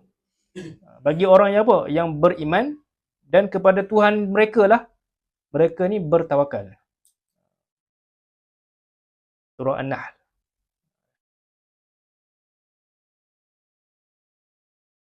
Innama sultanuhu 'alal ladzina yatawallawnahu walladzina hum bihi musyrikun. Dan sesungguhnya mereka ni hanya mampu untuk mengawal, menjadikan orang yang menjadikan pemimpin. Sesungguhnya okey. Allazina yatawallawnahu wallazina hum musyrikun. Yang menjadikan mempersekutukan Tuhan saja. Maksudnya mereka ni mampu untuk mengawal orang-orang ni, hamba-hamba Allah yang menjadikan mereka ni sekutu bagi Tuhan. Maksudnya dia menduakan Tuhan ke ataupun berpaling tadah daripada syariat ke. Maka itulah mereka boleh kawal. Jadi kalau kita macam kita nak exam dan sebagainya kan. Tawakal. Setiap apa yang kita buat ni tawakal. Maksudnya berserah kepada Allah. Okey, seterusnya takut kepada sesetengah hamba Allah dan melarikan diri daripada mereka. Misalnya yang paling kita nampak apa dia? Sayyidina Umar. Sayyidina Umar tu dia bila dia jalan kat laluan A, syaitan tak akan lalu lah situ. Syaitan akan lalu tempat yang tidak dilalui oleh Sayyidina Umar. Ataupun kalau kita inna syaitan yanfiru minal baitil ladzi tuqra'u fihi suratul Baqarah. Syaitan dia akan berlari. Di mana? Di rumah orang yang baca surah Al-Baqarah. Okay. Ataupun bila kita ingat Tuhan, lawan bagi apa? Lawan bagi wa man ya'shu an dzikrir rahman nuqayyid lahu syaitanan fa huwa lahu qarin. Allah kata siapa yang berpaling daripada mengingati Tuhan, maka Allah akan tetapkan padanya qarin. Tapi kita lawan dia. Lawan bagi penyataan tersebut. Kita ingat Tuhan, maka Allah jauhkan kita daripada qarin tersebut. Okay. Seterusnya, ditakluk ataupun taat kepada Nabi Sulaiman. Salah satu Nabi Sulaiman ni sebab apa dia berjaya ataupun mampu menakluki jin? Sebab apa? Sebab dia doa dah. Dia kata Rabbi ighfirli wa hab li mulkan la yanbaghi li ahadin min ba'di. Dia kata, ya Allah, ampunilah aku dan berikanlah aku ni kerajaan yang tidak ada pada zaman seterusnya. Termasuklah zaman Nabi pun Nabi tak mampu. Pandangan, salah satu pandangan lah. Kalau dalam Quran ni dia kata fasakharna lahu rih. Fasakharna lahu rih tajri bi amrihi rukha'an haythu asaba wasyayatin kull banna'in wa ghawwas wa akharina muqarranina fil asfad. Okey. Salah satunya ayat 37 daripada surah apa ni? Surah As-Sad. Nak tulis sini. Maksud dia kami tundukkan syaitan-syaitan semuanya ahli bina dan penyelam. Maksud dia syaitan ni dijadikan sebagai ahli bina dan penyelam.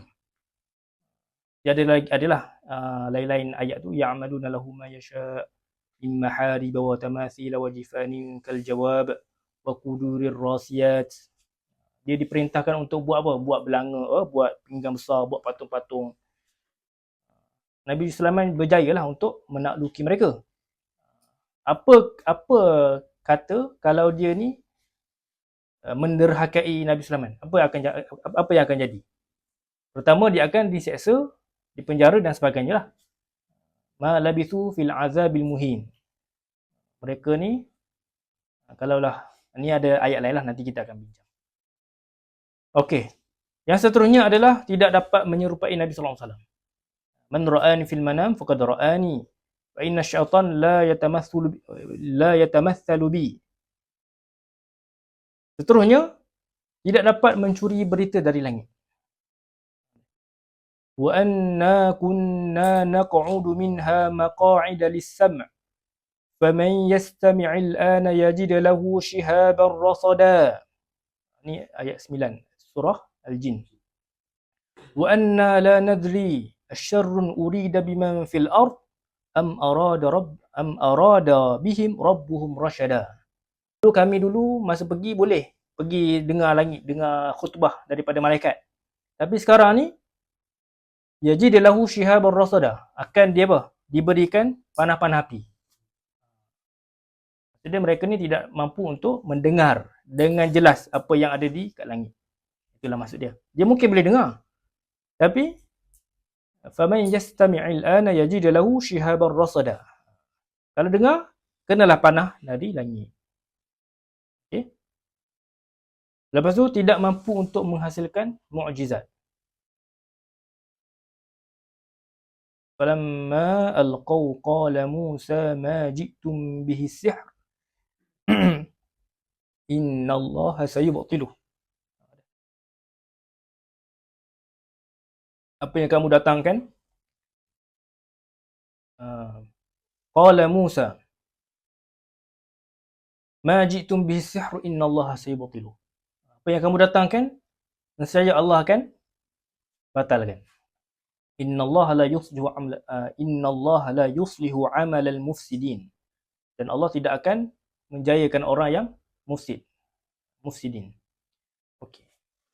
Ini pun salah satulah, maksudnya kalau kita nampak orang ni dia boleh menukarkan tali kepada ular, itu maksud dia hanya fikiran dia saja. Ataupun dia hanya mengaplikasikan, manipulate. Dia punya fikiran nampak macam ular. Sedangkan itu hanyalah imajinasi. Tapi kalau Nabi Sulaiman, dia menukarkan betul daripada juzuk-juzuk kayu tu kepada daging-daging. Jadi macam kalau kita ni kalau fikir kepada sains tak dapat. Sudah dia tak boleh lah nak menghasilkan mukjizat. Kalau sahabat-sahabat nampak tu bukan mukjizat lah. Itu mainan mereka lah. Tidak mampu untuk membuka barang yang ditutup, disebut nama Allah. Fa'aghliqul abwaba wadhkur ismallah fa inna syaitan la yaftahu baban mughlaqan. Maksud sini hadis ni nak katanya kalau kita nak tutup pintu, sebut nama Allah. Sesungguhnya apa? Sesungguhnya syaitan ni la yaftahu baban mughlaqan. Sesungguhnya syaitan ni tidak akan mampu untuk buka pintu yang mughlaq ataupun pintu yang tertutup. Dengan syarat baca bismillah. Kalau tak baca bismillah, dia boleh buka. Sebab apa? Sebabnya dia boleh apa? Masa zaman Nabi Sulaiman dia boleh buat bangunan, boleh buat apa? Buat patung, boleh buat pinggan besar. Secara tidak langsung dia boleh angkat barang yang berat. Tapi Nabi kata baca bismillah, fa inna syaitan la yaftahu baban mughlaqan. Jadi syaitan tidak akan mampulah buka. Ya, ada persoalan situ. Lagi tak ada. Ni dia punya kelemahan dia lah. Maksud dia tak perlu risau. Sebab tu anda boleh katakan gangguan, rawatan untuk gangguan jin paling mudah. Sebab dia hanya ubat dia Al-Quran, jiwa yang tenang. Selesai masalah. Tapi kalau apa? Kalau pencuri masuk. Pencuri kita baca sejuta kali bismillah pun takkan berdegih, berkesan. Melainkan kalau dia baca bismillah tu dengan betul-betul, qasad betul-betul, ya Allah. Lepas tu doa dia tu tembus ke langit, insya-Allah lah. Boleh jadi sebabnya apa? Allah buat sebab. Misalnya, tak maulah aku masuk rumah ni. Rasa macam tak sedap. Allah membolak-balikkan. Okey. Nanti kita akan bincanglah tu perbahasan kenapa Al-Quran ni tidak dijadikan metod pengubatan di hospital. Itu persoalan itulah. Termasuk dalam persoalan tadi. Okey. Seterusnya, lagi ni. Seterusnya, jin berkahwin dan beranak pinak. Jin pun berkahwin dan beranak pinak. Okey. Mereka mempunyai nafsu sama macam kita. Mempunyai jantina, laki dan perempuan. Of course. Setiap benda sini ada dia punya apa? Dia punya pasangan. Hanya Allah saja yang esa. Berkembang biak secara alami. Sama macam manusia. Tapi cara dia Allahu a'lam lah. Katanya anda pernah tengok cerita tengok dalam buku Mustika tu pasal Amra Jolie tu. Dia kata alat kelamin kita dengan mereka lain. Lain tu mungkin lain dari segi rupa, tapi function dia sama. Macam kita lah, macam haiwan kita. Lain juga kan. Kalau kuda besar. Kalau beruk kecil. Dia orang Allahu a'lam lah. Tapi mereka adalah. Kaifiah mereka Allahu a'lam. Dan special case. Special case yang anda baca, Iblis cara dia beranak pinak lain. Iblis ni dialah laki, dialah mak, dialah ayah. Dialah bapa, dialah mak. Maksud dia katanya peha kanan dia akan menikahkan. Peha kanan dan peha kiri dia akan keluarlah 10 telur. Dan setiap satu telur tu ada 70 ekor jin, syaitan. Itu cara dia lah. Mungkin Allah nak ni lah, Allah dia Allah nak bagi istidraj lah. Dia dah hidup lama. Lepas tu dia kenalah bikin dia punya askar. Sebab apa? Sebab dia dah janji pada Tuhan. Tuhan pun, tak apa, aku bagi kepada kamu mudah beranak misalnya. Allahu'alam lah. Tapi dalam kitab-kitab tu dia kata jin dia mengkahwinkan antara peha laki dan peha jantan, peha kanan dan peha kiri, keluarlah 10 telur. Dan setiap telur tu ada 70 ekor syaitan. Dalam okey. Lepas tu boleh bacalah ni. Imam Qatadah kata syaitan ni beranak pinak seperti mana anak Adam. Imam Qatadah kata. Boleh jadi dia ada hubungan-hubungan tertentu lah. Tetapi lebih banyak dari mereka. Lebih banyak daripada anak Adam. Maksud dia katanya apa? Katanya satu kita nisbah dia 9 ekor jin. Satu kelahiran kita 9 ekor jin yang dilahirkan. Dan 10 adalah malaikat. Maksudnya malaikat lebih banyaklah daripada jin. Jin lebih banyaklah daripada manusia. Itulah maksudnya. Ada persoalan situ. Ini mudah je nak katanya mereka ni ada anak tu je lah. Nanti sahabat-sahabat mungkinlah sahabat-sahabat nanti akan baca kitab-kitab turas. Sahabat-sahabat akan mudahlah faham. Tak adalah pelik macam apa dia ni masuk dia ni? Betul ke dia ni ada anak banyak ni? Anda dah bagi tahu. Sebagai apa? Sebagai basic untuk sahabat-sahabat baca. Kalau sahabat-sahabat rajin. Okey. Ni sedap ke ni? Sekejap. Okey, kita boleh habiskanlah untuk hari ni. Okey, seterusnya tanda-tanda jin berhampiran manusia. Ni penting juga ni. Tanda-tanda jin berhampiran manusia. Dan kebanyakan penyataan yang anda akan keluarkan lepas ni adalah berunsur tajribah. Ini adalah hasil tajribah daripada perawat terdahulu dan perawat yang merawat. Kalau perawat yang tak merawat, tak rasa. Jadi sahabat-sahabat anda bagi ni mungkin nanti tak rasalah, rasa janggal, rasa macam masuk dalam rumah rasa macam meremang bulu roma. Jadi tak pelik lah. Sebab apa? Sebab anda bagi tahu lepas ni. Sebab apa? Dan benda perbahasan ni lebih dia panggil dalam ruang lingkup perbahasan ghaib nisbi. Ghaib nisbi ni maksudnya ghaib, kalau kita kaji, kita akan tahu. Kalau orang tu tak kaji, dia tak tahulah. Misalnya apa? Misalnya salah satu ghaib nisbi ni, ghaib, misalnya kita nak tahu apa jantina dalam perut ibu kita. Dia pun pasang apa? Pasang ultrasound ke kan? CT scan apa, Allahu a'lam lah. Jumpa. Rupanya ada belalai. Maksudnya lelaki. Dia adalah ghaib nisbi dengan ghaib mutlak. Nanti kita akan bincang masa bab yang lain. Cuma nak bagi tahulah ghaib nisbi ni. Tapi kita tidak melampau saja. Bila kita berbincang berkait dengan jin, berkait dengan tajribah, adab kena jaga. Maksudnya adab ni kita tidak menetapkan. Kita nampak benda ni, kita rasa, oh ni jin kan ni. Dah. Jangan. Sikit-sikit, rukyah orang, lepas tu dia meremah bulu roma. Ataupun kita meremah bulu roma. Terus kata, ni jin ni. Ataupun kita rukyah, dia ni berdebar, dia kata. Kalau ni berdebar ni Ustaz. Terus kita kata jin. Tak boleh. Boleh jadi dia, apa? Dia takut dengan kita. Dia perempuan, kita lelaki. Kan? Boleh jadilah. Okey, pertama. Pertama, meremang bulu roma pada tangan dan tengkuk. Kalau anak kaji-kaji, kalau meremang bulu roma ni, dia berkait dengan apa? Pillow erection. Pillow erection, meremang bulu roma. Melemah bulu roma ni salah satunya nikmat bagi Allah. Nikmat Allah kepada kita lah.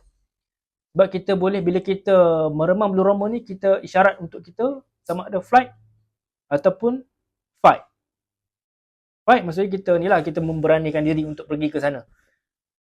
Flight, kita lari lah. Kan? Ya, ada banyaklah keadaan bila berlaku tu. Misalnya sama ada takut, terkejut kan. Ada setengah orang ni dia terkejut, tengok dalam TikTok kan, terkejut tiba-tiba naik bulu roma dia. Terkejut. Ataupun cemas. Ataupun sejuk. Kita pergi kat luar kan, meremah bulu roma. Sentuhan perasaan. Misalnya kita ni macam gairah dengan dia, kita terpegun. Kita dengar lagu dia tu kan, sampai naik, naik bulu kita. Ataupun boleh jadi ada kaitan dengan entiti ghaib. Entiti ghaib ataupun syaitan lah. Yang berdekatan dengan jasad kita.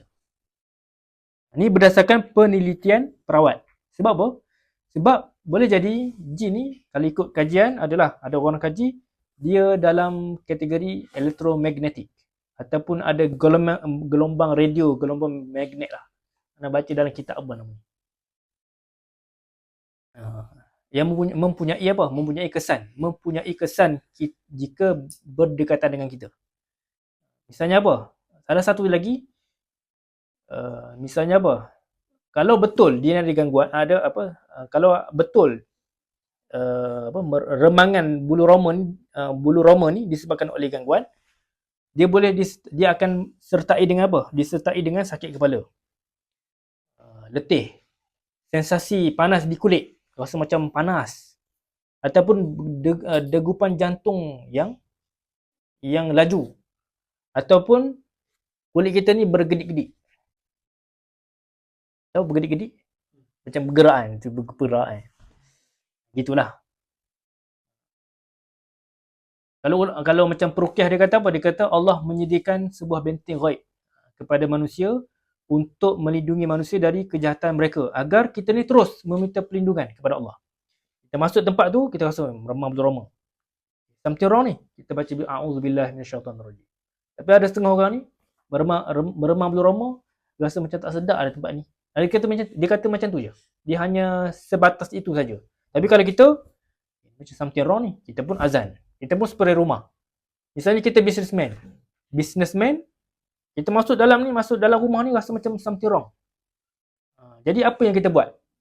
Kita dah belajar dah rawatan rumah, kita buat. Sebelum orang lain kena, lebih baik kita rasa dan kita buat terus.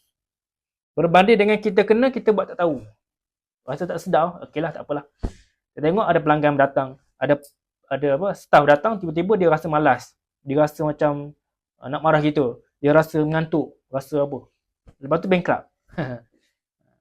Boleh faham tak?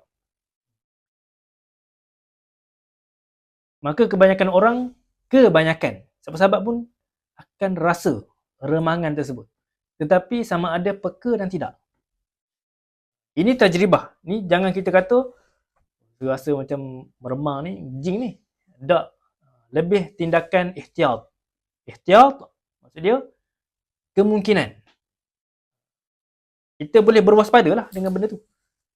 Kalau kita macam tak berwaspada, boleh jadi akan jadi penyakit pula. Misalnya orang tu dia tak berwaspada. Misalnya sihir apa? Sihir pelalau. Sihir pelalau ke sihir pemisah. Kita tak berwaspada sampailah terjadinya benda yang lebih besar. Apa dia? Dalam rumah tangga. Ya? Penceraian. Tapi kalau kita ni rasa macam ini something wrong lah dengan zaujah kita ni. Masuk air semua kan. Setiap hari masuk air. So dia apa? Meren sikit kepala dia kan. Jadi kita boleh apa? Kita boleh bersabar. Kita boleh lakukan tindakan drastik. Bukannya tunggu tiba-tiba aku ceraikan kamu. Hati-hati.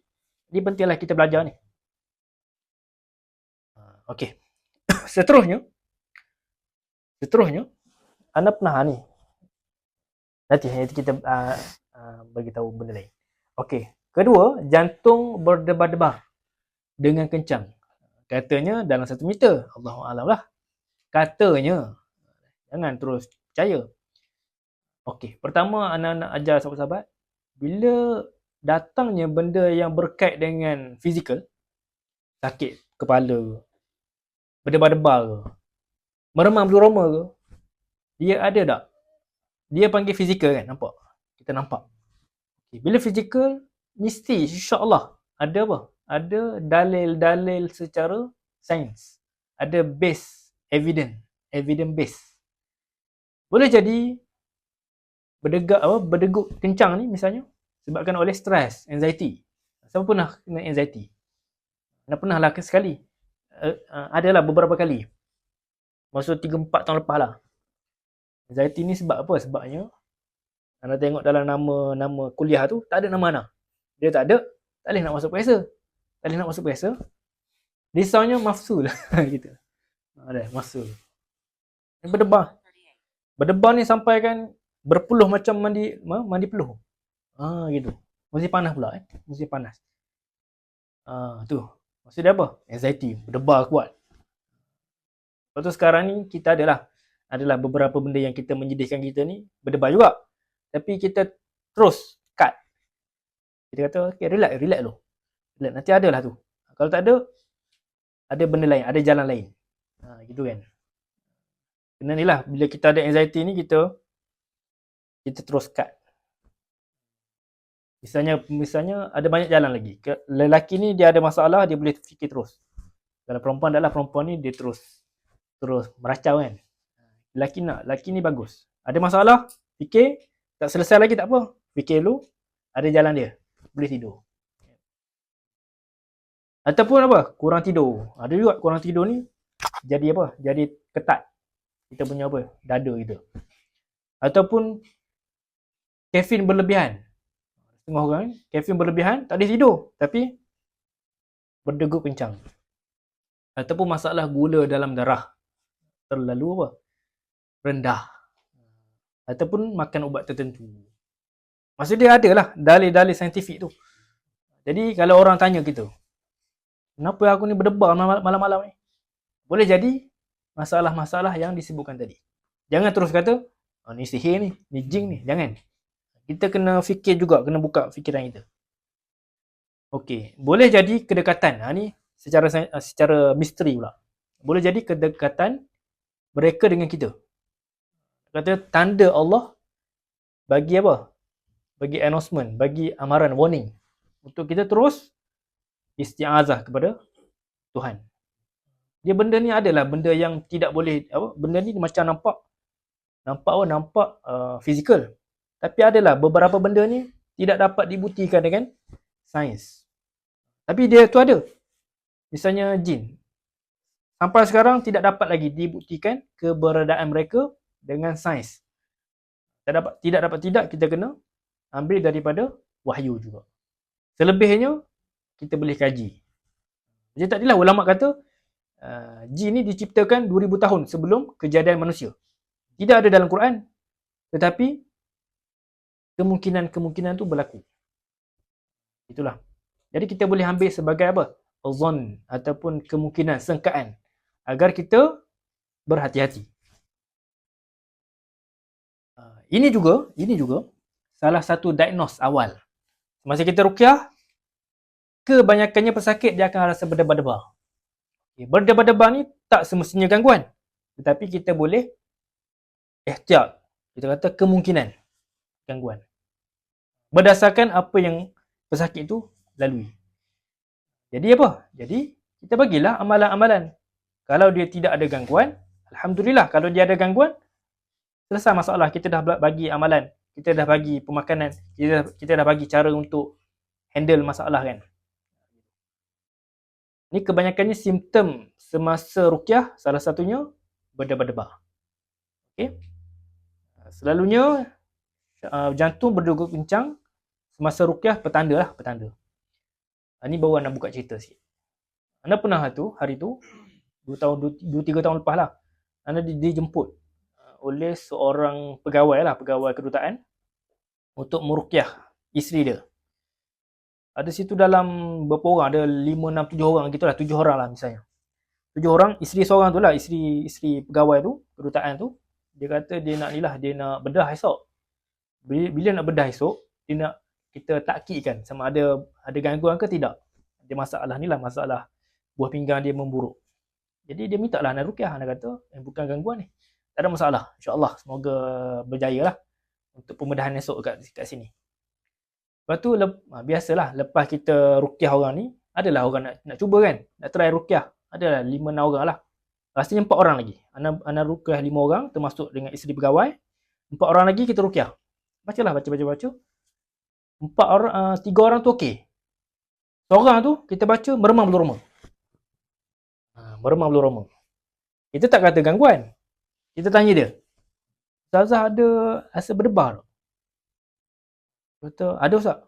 Itulah ada tanda-tanda ni, adalah Ustazah. Lepas tu barulah dia buka cerita.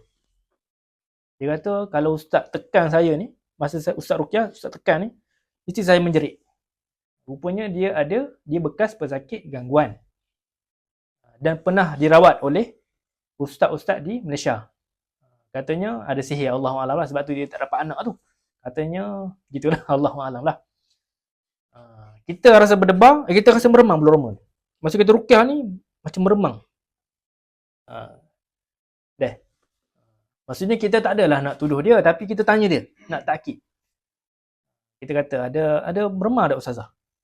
Tapi kalau dah pro sikit, kita kata ada meremang tadi kan? Ataupun tak ada meremang kan? Tak ada tu. Faham tak? Itu dah pro dah sikit. Tapi kita masih lagi takkidkan. Minta kepastian kepada pesakit. Ramai jugalah sini. Ni orang panggil ruqyah secara blind testing.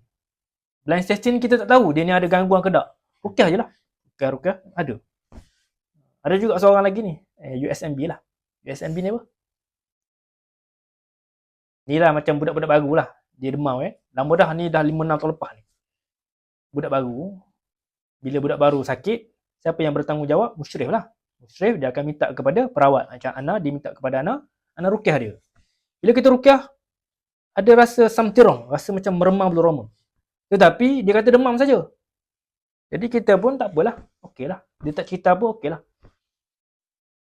Lepas kita ruqyah tu, kita bagilah rasa macam meremang ni, kita bagilah ihtiyat. Berhati-hati, kita bagilah amalan mandian, limau nipis dan sebagainya dululah.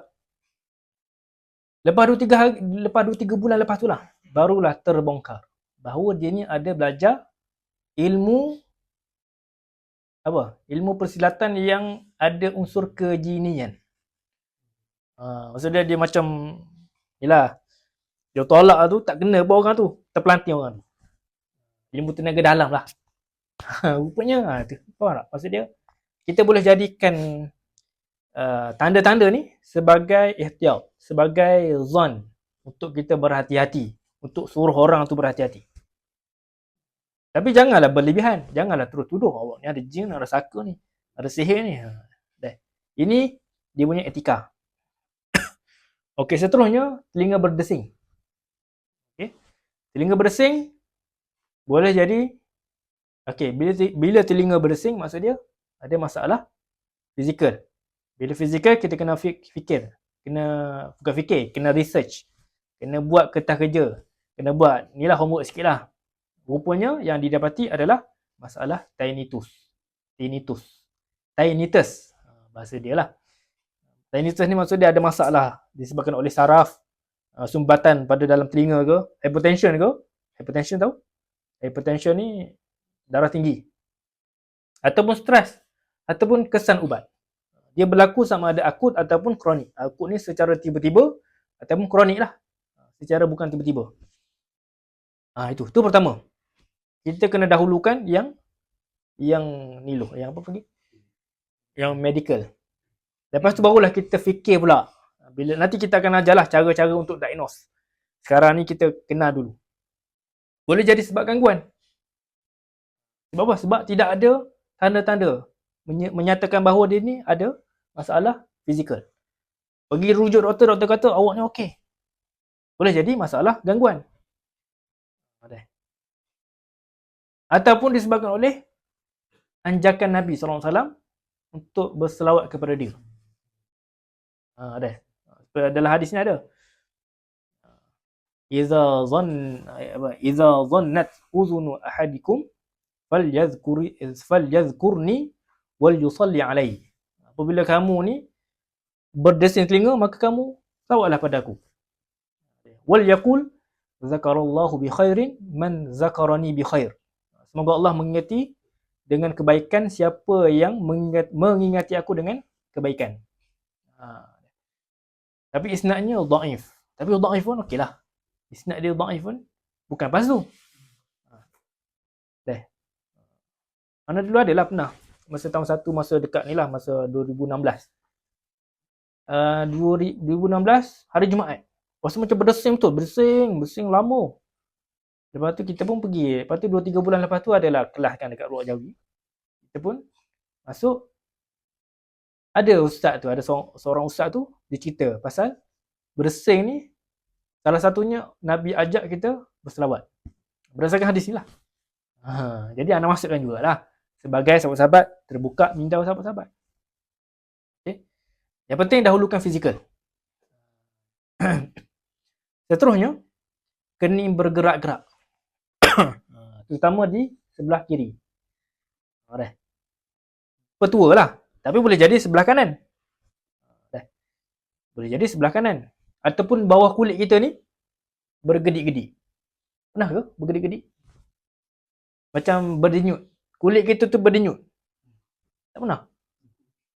Tak pernah Bagus lah. Okey, salah satunya bila kita bergedik-gedik ni nampak. Boleh nampak, boleh jadi masalah fizikal. Boleh jadi masalah lemah otot. Kalau tak lemah otot pun stres. Kan kita kan minum air kopi. Kalau anda minum air kopi kan, tak boleh tidur, lepas tu dia berdenyut kat sini. Ataupun macam mata ni dia macam menggedik-gedik. Kan? Ataupun letih otot mata. Dia kata tak tidur kan. Ataupun kafein berlebihan ataupun ubat tertentu. Inilah yang anda jumpa lah. Maksud dia kena fikir dulu yang saintifik. Jangan terus kepada gangguan. Ataupun masalah spiritual, inilah gangguan. Isyarat jika wujud simptom, isyarat bahawa itu adalah gangguan. Syarat dia ada simptom lain yang beriringan. Sahabat-sahabat tengok dalam bab yang ke-6 ada 70 lebih simptom gangguan. Kalau banyak sangat, kemungkinan. Sebab apa? Sebab syaitan dia boleh menyelinap masuk dalam kita punya salur darah. Seperti mana sabda Nabi, inna syaitan yajri min ibni adam majrad dam. Syaitan ni dia berlari, dia berjalan dalam salur darah anak Adam ni seperti mana perjalanan darah. Dalam anak Adam ni, dalam diri anak Adam seperti mana perjalanan darah. Sebab tu yang paling mudah untuk merawat sahabat-sahabat lepas ni pukul je. Pukul masa kita ruqyah tu kita pukul belakang. Tepuk bukan pukul, tepuk. Dia akan muntah. Macam budak-budak lah, macam mak kita kan. anak kita ni dia lawyer kan, apa yang mak kita buat? Akan tepuk belakang. Sebab apa? Sebab reflect. Kalau orang tu dia mengurut, pandai mengurut, dia akan try tekan ni. Orang tu dia akan sendawa. Sebab apa? Reflect. Tak perlulah nak buat. Nak buat jurus ke apa-apa. Boleh lah, tak ada masalah pun. Selagi mana tidak mendatangkan fitnah. Yang paling mudah, tepuk saja. Okey.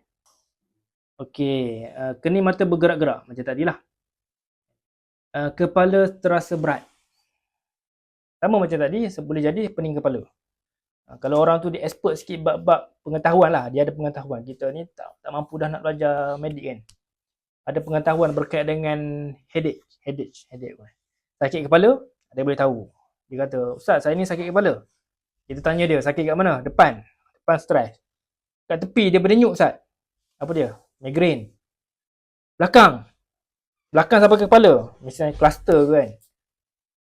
Sampai ke mata sakit. Kepala dengan mata. Cluster. Belakang ni, hypertension. Kan. Yalah, boleh jadi itulah. Boleh jadi masalah tu. Tapi kalau ada gangguan, kebanyakannya tanpa sebab. Ataupun diiringi dengan gangguan yang lain. Ataupun dia ada rasa macam haba-haba keluar gitu. Ni, bawah ni dia kata terasa wujud gelombang asing. Rasa panas, rasa macam keluar haba. Macam kita mandi daripada bawah ke atas, mandi basahkan kaki kita, dia akan rasa macam tu. Meremang bulu roma sekali dengan keluar tu. Dia bagus juga meremang bulu roma ni. Salah satunya tadi, fight and flight. Anda baru ingat. Satu lagi, dia nak menjaga kita punya haba. Dia akan kecutkan kita punya otot kecil kita ni untuk elak daripada keluarnya haba. Bagus juga Tuhan ni. Bukan bagus Tuhan. Allah ni bagus. Allah ni bijaksana kan. Bukan bagus juga kan. Allah ni bagus. Okey. Bijak Allah ni. Okey. Okey, macam ni. Ada anda pernah baca satu kitab ni. Tok Guru Harundin lah dia ajar. Cara kita nak tahu. Macam tadi, kita nak bagi tahu dah. Yang ni cara dia. Cara dia, kita nak pergi rumah tu kan. Misalnya kita nak masuk dalam hotel. Kita nak tahu sama ada benda ni ada ke tak. Gangguan ada tak dalam hotel. Pertama, dia kata apa? Dia kata berdiri dah di tengah rumah dan baca apa-apa ayat. Cuma dalam kitab tu dia kata baca ayat, doalah. Allahumma inni as'aluka min khairiha. Allahumma inni as'aluka min khairiha wa khairi ma fiha. Wa a'udzubika min syarriha wa syarri ma fiha bi rahmatika ya arhamar rahim. Allahumma inni as'aluka min khairi hadzal mabna. Allahumma inni as'aluka min hadhihi ad-dar wa khairi ma fiha wa na'udzubika min syarri hadhihi ad-dar wa syarri ma fiha. Lepas tu, kalaulah tanda-tanda kalau dia ada, dia akan merasa apa? Meremang bulu roma tanpa sebab. Kalau ada sebab, tak apalah. Misalnya apa? Duduk baca tu bawah kipas. Adalah sebab tu, rasa sejuk kan. Kedua, dia rasa angin-angin sepoi basah akan bertiup. Dia macam langgar kita lah. Ketiga, rasa sakit kepala. Rasa berat kepala. Tanpa sebab. Keempat, tiba-tiba barang jatuh dalam rumah. Kelima, boleh jadi ada bunyi cicak-cicak tu dia berciuk lah. Berbunyi. Boleh jadi tak semestinya anjing. Boleh jadi cicak tu ucap selamat datang. Dia kata ni penghuni mana pula ni. Kan? Jadi apa kita nak buat? Kita bagi amaran ataupun kita azan ataupun kita baca bismillah. A'udzubillahi minasyaitonirrajim ke ta'awuz. Macam tu. Itu pertama. Untuk tahu tempat tu ada gangguan ke tak. Kadang-kadang tu kalau ada gangguan kuat sampai dekat ni, dekat apa panggil? Lantai ni, kita masuk tu tak baca apa-apa pun, terus meremang satu badan.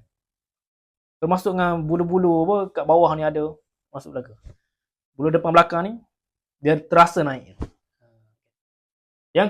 Cara yang kedua adalah, misalnya kan, kita pergi rumah orang tu, Kita try pegang. Pegang barang dia lah, barang macam rumah yang ada saka. Dikhuatiri, dibimbangi, bukan ada saka, dibimbangi. Kalau ada saka maksudnya kita tuduh tak? Kita dibimbangi kan. Kita baca-baca, kita rasa macam beremam dulu roma. Kalau senior adalah Darussyifat dulu lah. Dia baca, Astaghfirullahalazim, tenangkan fikiran dan rasa. Faham tak?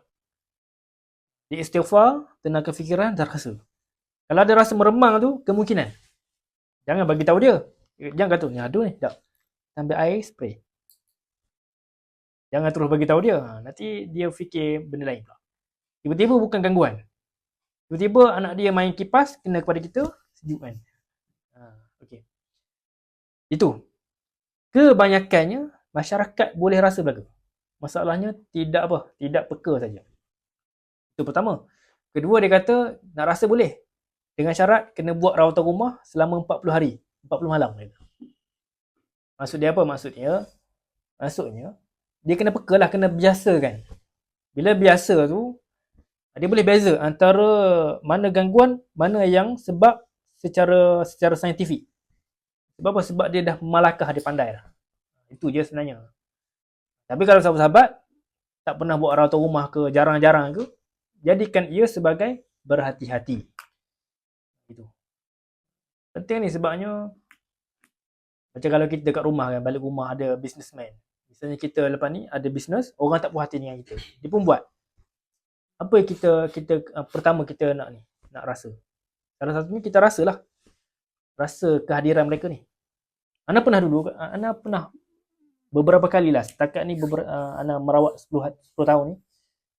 Beberapa kali saja Ana diganggu. Yang terbaru ni masa tahun lepas lah, 2 tahun lepas, masa Ana duduk kat Malaysia. Ni last. Ni sebagai ni lah, sebagai apa? Penutup lah. Okey, macam ni. Dalam 10 tahun ni, beberapa kali saja Ana diganggu. Allahu'alam lah, sebab mungkin tak kasar ke cara kan. Tapi gangguan dia lebih kepada lesu. Tiba-tiba badan tak boleh nak angkat. Boleh nak angkat tapi macam lemah. Sedangkan kita ni sihat. Kita ni jaga makan. Sekarang je lah tak jaga makan ni. Lepas tu dia ni kan, kembung sikit. Lepas tu apa, kita pergi check doktor kata okey. Inilah check darah ni. Glukometer ni. Check gula. Lepas tu kita ada tensimeter, kita check okey pula. Lepas tu kita pun macam rasa macam pelik ni. Jadi kita pun tenangkan diri, kita pun astagfirullahalazim. Kita rasa badan kita. Tiba-tiba meremang. Kemungkinan ni. Apa kita buat? Kita dah belajar cara untuk rawat diri, kita buatlah rawatan diri. Kita mandi air daun bidara.